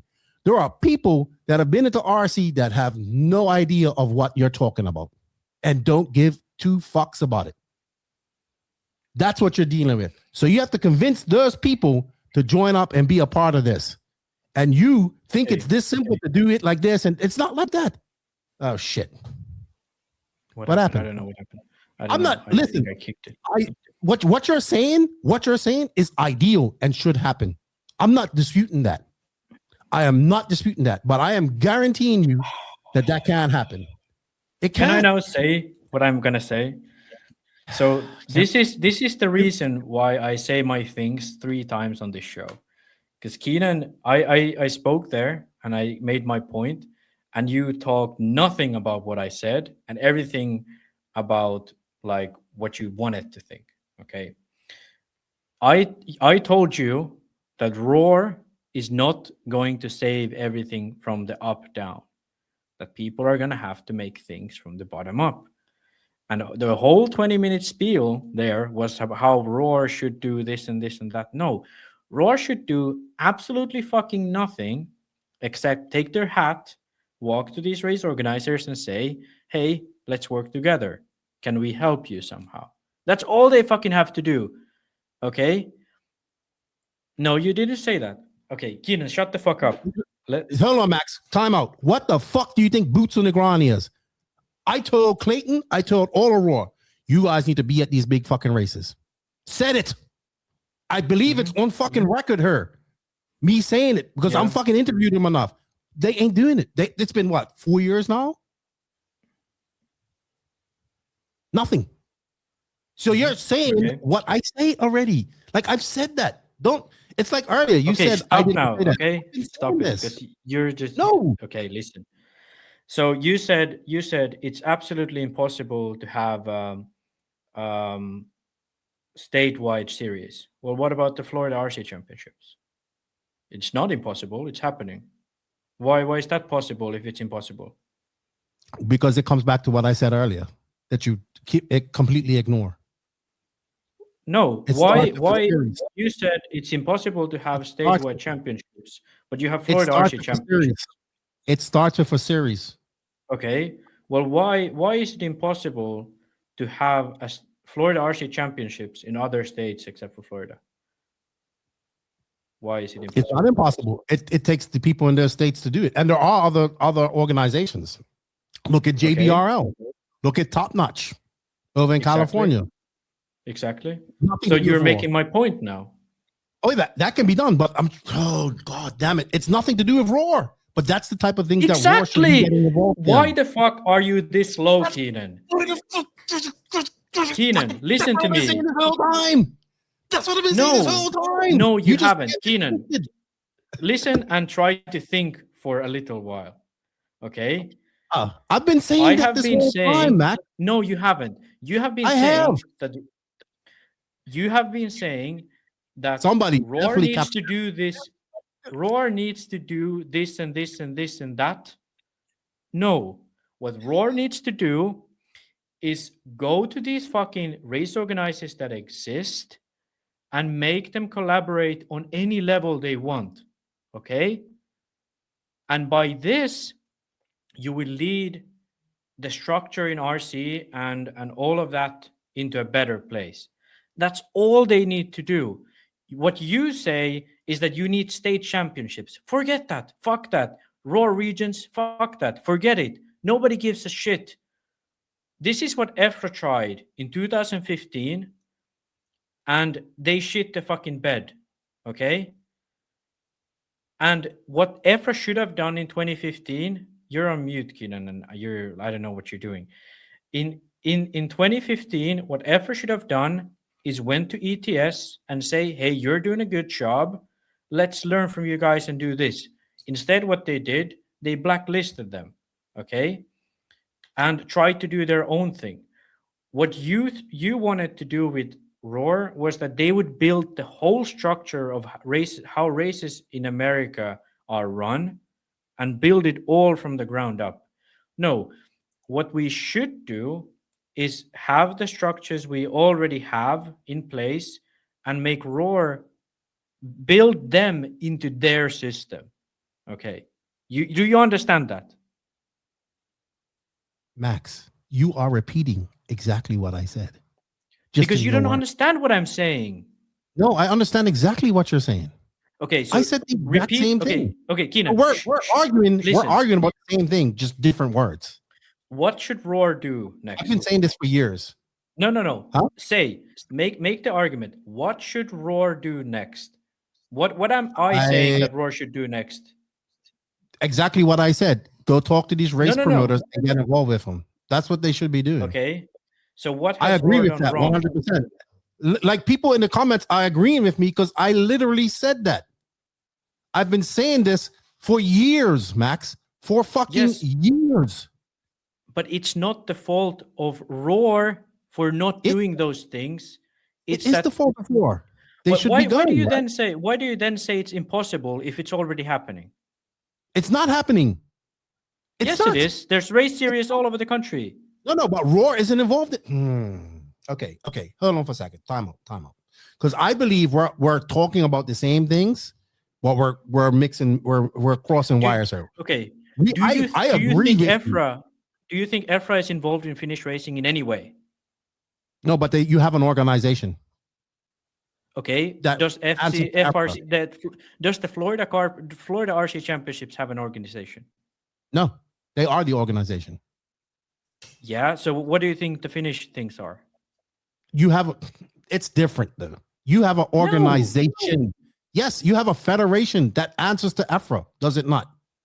No. So hold on for a second. Do you not have to compete in Finnish nationals in order to go to a world championship? That is through EFRA. We can choose to not make that the case. So if you choose not to do that, how do you get spots for the worlds? You apply from EFRA directly. So you still have to go through EFRA, right? So in the end, you answer to EFRA. But so do the Americans to Roar.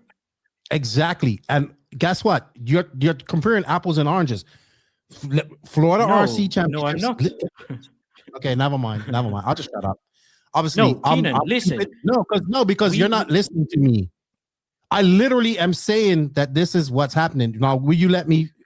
You're expecting a standalone series that's already up and going in a state, just like JBRL, just like Top Notch, right?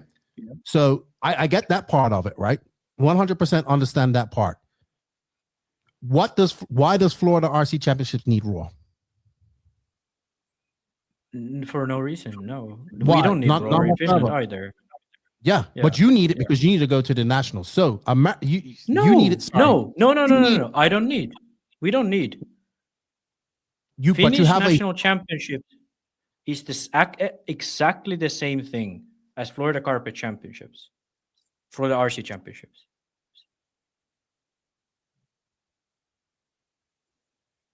There's no difference. It is a big difference. There is a big difference. No. Yes, there is. The argument you're making is mute. There's no argument what you're trying to make here. The only reason we have a Finnish federation is because we Finnish people have chosen to have people run the races in Finland. That's all. But you have a federation. Like people in Florida. Yeah, but you can have a federation. So let me ask you something. Does the federation govern all of Finland? Yeah. Okay. Basically, but you can have races outside of that. All right. So you're talking about two different things. You've got a federation. So you have a federation in Finland, right? Let's just establish that. You have a federation. Just like, does Italy have its own federation? Does Spain have its own federation? Yeah. Does England have its own federation? Okay. So you have multiple federations for each individual country that in turn all answer to AFRA at some point. Yes, but you don't need that. I argued to get rid of that too. Okay. But you still have organization and federations that do things, right? That govern. Like in our countries. Give me I'm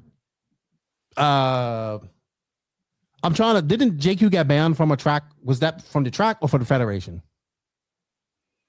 That was a club, a club. Okay. Basically, so same thing as Eclipse getting banned from wherever he is getting banned.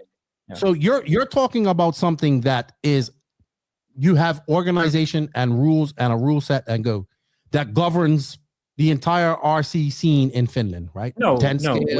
We have national series, just like Florida RC Championships has. But it's Florida series. It's a Florida series, yes. But that's just it. And there's also other series that go on in Florida. Yeah, same in Finland. Other series that go on in Florida. Yes, so same in Finland. So I'm just saying that the Florida RC Championships is the biggest one in Florida. That's the only thing that matters. Same in Finland. Right? Just like JBRL and Top Notch, they don't need to have Raw in them. They have their own rule set. They do their things their own way. But it's different. I get what you're saying. Every state should have their own thing. That's 100%. I agree with that. And most states or regions, because some states may not have enough to do that, they do that. But at the end of the day, it doesn't. That's what I said in the very beginning. Like, we don't need Raw for that. No, but here's the thing that we have the disagreement. Now that I've made you understand my point, we can actually get to the disagreement part. This is going to take another hour. We should probably take some. The reason why this takes so long is because you don't listen. You win. I get it. You know what? Let's move forward. Okay.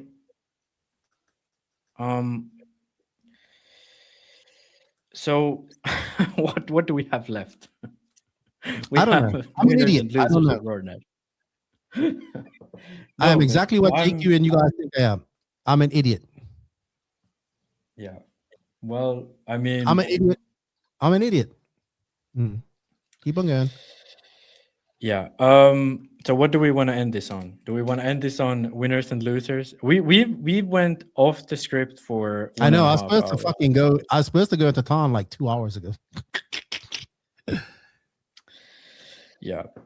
Let's go. Winners and losers. We have Jconcepts, Hot Race and Techno. I'd say they won. What do you think of that? Obviously they won 3 out of the 4 nationals. Yeah. So you can't say nothing there. We have Luther's team associated in Kyosho. I think pretty obvious. I would agree with you there. And I want to give a shout out to Lemieux, Van Dalen, and Mayfield. I think they all did well. But what about Fenn? That's about it. I feel like I feel like Fenn was medium. He should be winning nationals in Nitro. Well, he won last year, but he should be winning like the nationals in Nitro more often. I mean, he's won them quite a lot. Yeah, yeah, true. He's done. Yeah, but this I don't know. I don't know. Maybe you give him a win. He won Buggy though. We only care about Buggy. This is true. Yeah. This is true. But he did win this most second important class, which was Buggy. Yeah. All right. What else do we have her? You have drained me. Yeah, I had one comment that I wanted to answer.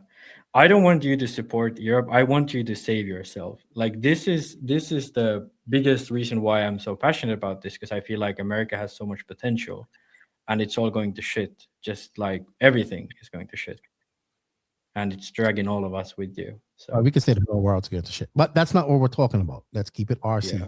No, but I mean RC included. Like if you look at like sponsorship in RC, if you look at everything in RC, because America is tanking, everything is tanking. So yeah, I don't know. So it's a bit tough, and I feel like this is the whole argument. Like it boils down to like this argument we're having with Roar and everything, that I feel like, you know, people first week write about coverage. Now we have coverage. We cry about some other things, and you know, I don't know. And now if we're gonna lose Roar, it's gonna be even worse. I don't think Roar's going anywhere.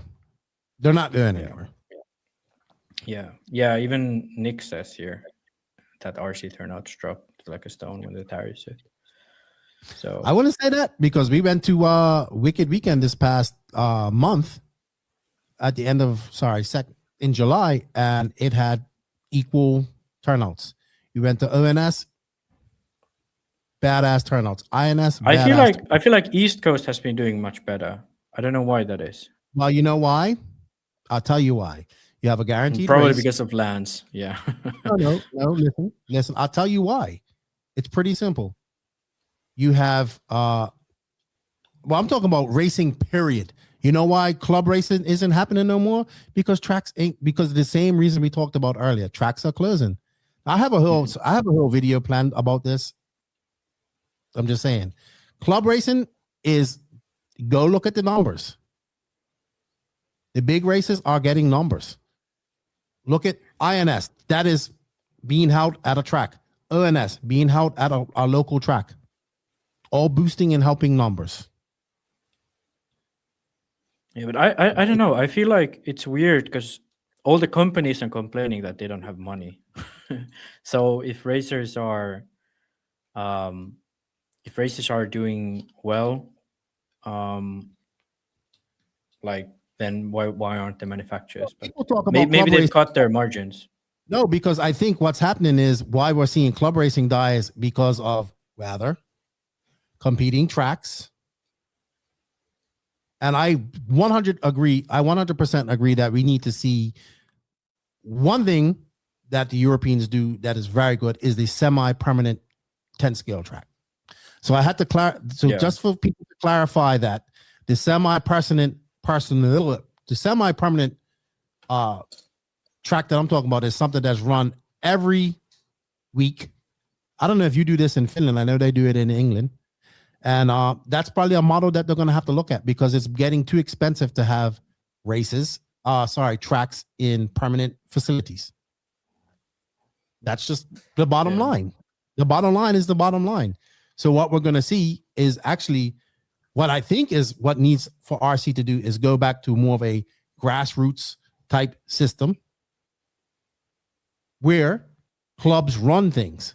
Like I had a discussion with a gentleman this past weekend who runs a club, right? And he was telling me how he started out to do this with his son, but it's quickly gotten out of hand where he has to do everything, right? Including the race director. So you know what I told him? I said, you need to run this as a business, pay a race director so you can go race, right? And enjoy it. Because what happens when people do anything for free all the time, eventually the passion is out. And you guys can complain about race fees, but race fees need to go up. If you can have everything, if that club charges you $25 or $30 to race, you should pay it. And you don't need to race 3 classes at a club race. Go race 1 or 2. People complaining about race entries are the same fucking people that when I go look at their pit table, everything's fucking matching. And they change that every year. Yeah. So the last it all goes back down to the discussion we had before. Yeah. $30 average. Well, great. Run 1 class. Yeah, I feel like this is the most insane thing. About doing something for an entire day. Yeah, this $30 average for race entry, and then you pay $100 for tires. It's like, yeah, but guess what? If you don't pay that $30 to race at that track, you're not gonna have it. Are you? No, that's what I mean. That's what I mean. That you pay $30 for like race entry and $100 for tires, and we have the opposite almost. You know, you pay more for the track than tires. I know he doesn't pay $100 for tires. 100% he doesn't. I know who that is. Yeah. But the people that are complaining about a club race being $30, you're exactly the fucking problem. Yeah. Because they have to pay Roar road, should right? probably fix that too. Okay. Can we stop calling RC toys? That's just crazy. When people call it toys, shows that we have not a clue or any knowledge. You know why we call it toys? I'll tell you why we call it toys. Max, you know why RC racers call RC cars toys? Because we're ashamed to tell people that we geek out on this stuff. Not you and I. Yeah, I've been trying to change that a bit more. You know, when I meet new people, I tell them that I race RC cars. If you tell people that you race toy cars, that's what they're going to take it as. Let me tell you something. They're toy cars when you lose. When you win, they're sophisticated scale motorsports vehicles. Scale motorsports activities. And you can say whatever you want. They're toys. They're toys, whatever. They are toys until you race them. But if you tell people that they're toys, that's all they're gonna be. That's all they're gonna take it at, and that comes down to the psyche of the RC racer. Because the RC racer is really deep down ashamed to tell them that they're no. Listen, you guys are getting toys, as in where the fuck? I have plenty of toys. I have plenty of fucking toys. A toy is a toy. When you tell somebody that you play with toy cars, you know what they think? Walmart, toy cars. So if you tell people that, that's all they're going to think of it as.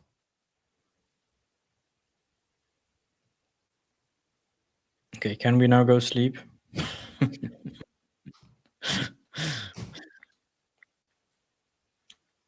Hey, you dragged it on. No, you dragged it on. Okay, now we're going to argue about that. Anyway. Do you guys have any questions before we go? Because Max is what time is it there, Max? It's 11. I gotta go to work at 7. He's got to go to work. Yeah. So, Max, before we go, what is your final synopsis on the incident? Or the nationals? No, just overall. I don't know. It felt less. It felt less exciting than usually.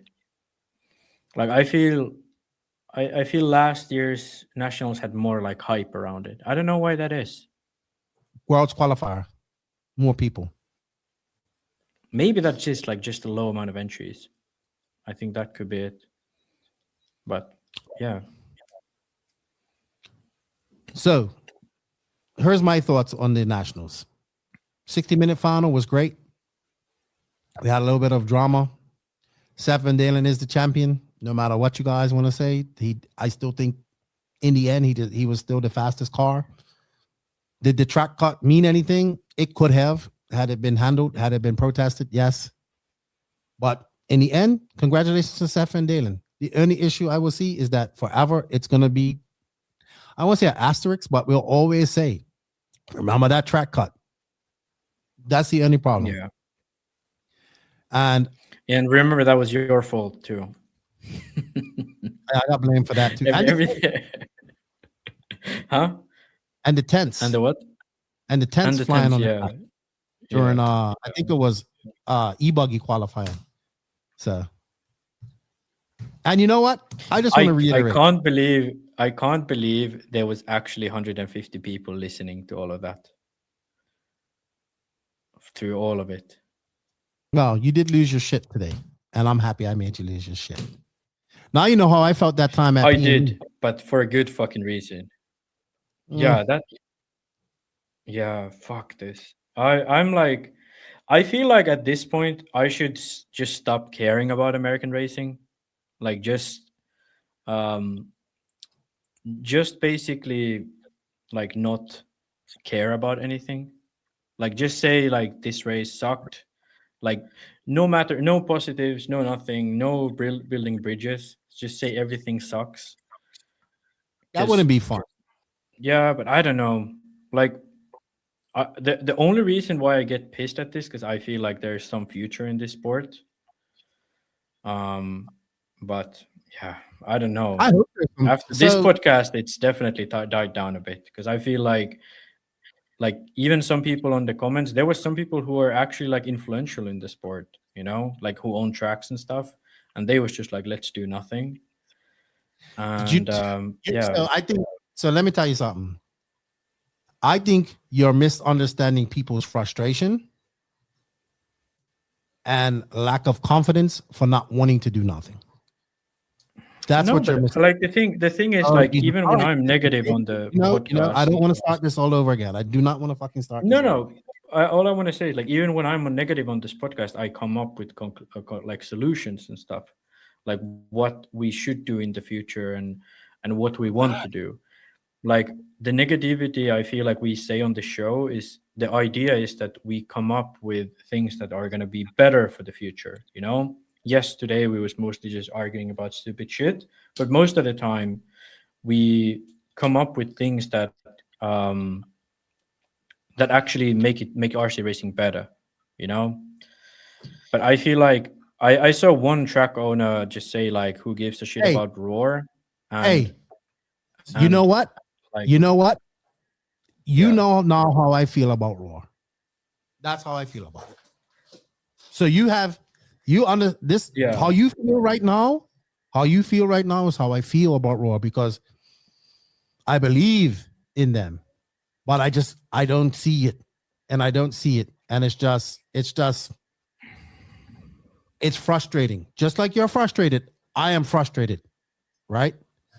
What you're seeing in the comments is people's frustration, and you can easily dismiss it and say people should do this and do that. But you're also talking to people that like 99% of these people in these comments will never have any use for that.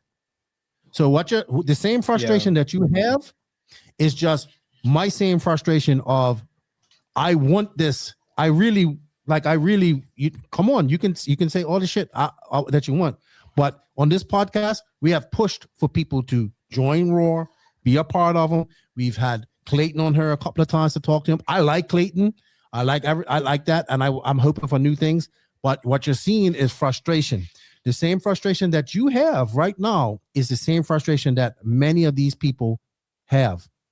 And then that returns to somebody like me, let's say, like me or that person saying, why do I need Roar when I can just go race my e-buggy over her?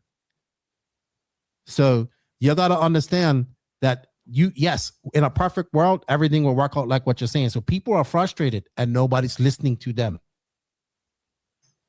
What you're seeing is people's frustration and nobody listening. Roar isn't listening. They're not responding. Stop it. Now my dog's biting my feet here. So you got to understand that you understand exactly how I feel right now. Because I believe, but I have hope. I have hope. And I believe in other things that can make things go. And you know what? You know what JQ says? A rising tide raises all ships. Right? Correct? We do agree with that? A rising tide raises all ships.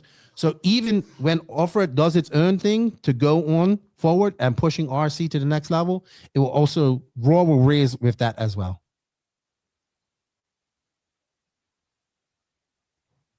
So I'm not anti-Roar. I'm just frustrated with them. Like mostly everybody out there. I think your microphone died.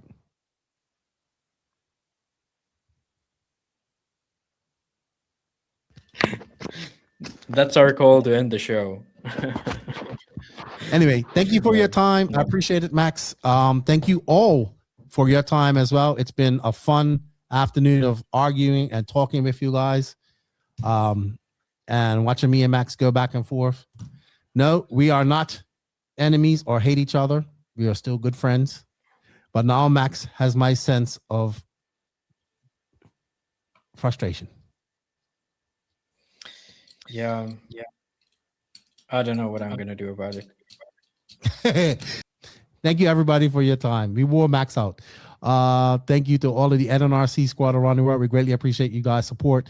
Hey, congratulations once again to Seth Van Dalen. He is your 2026 Roar National 8-Scale Champion.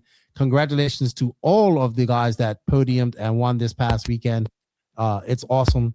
I don't know what the answer is for Roar. I know that we have to go forward and we have to do our thing, right? And if Roar comes along with us, that's fine. It'd be easy if we could do things and work and fix Roar. I 100% agree. But at the same time, I think most people are just generally frustrated. And when things like this happen, which frustrates even more people, they lose more confidence in them. And when you start losing confidence in people, your frustration just keeps on going. We thank you guys for the super chats. Unfortunately, we couldn't get to your questions. We was too busy arguing with each other. And oh yeah, hold on. No future in the sport when the big source of our news comes from two that have mouths like sailors. Well, you shouldn't listen to anything. And we'll say what we want. If you haven't listened to this show before, then you should probably not. Because we curse and we say how we want it to do. And that is the problem. Sometimes people need to hear curse words and stuff like that. What are you laughing at, Maxie? I'm laughing at the comment. Yeah. He's probably never listened to this show before, I would say. Probably. Yeah. Anyway, I want to thank all of you guys, man. It's been fun. Okay, I can go sleep. You can keep going. All right, I will do that. All right. Good night, everybody. Hey, thank you, Max. Talk to you later. And I'm gonna be out of here because I'm tired. I'll talk to you guys later. You guys have a good one. Ta-ta for now.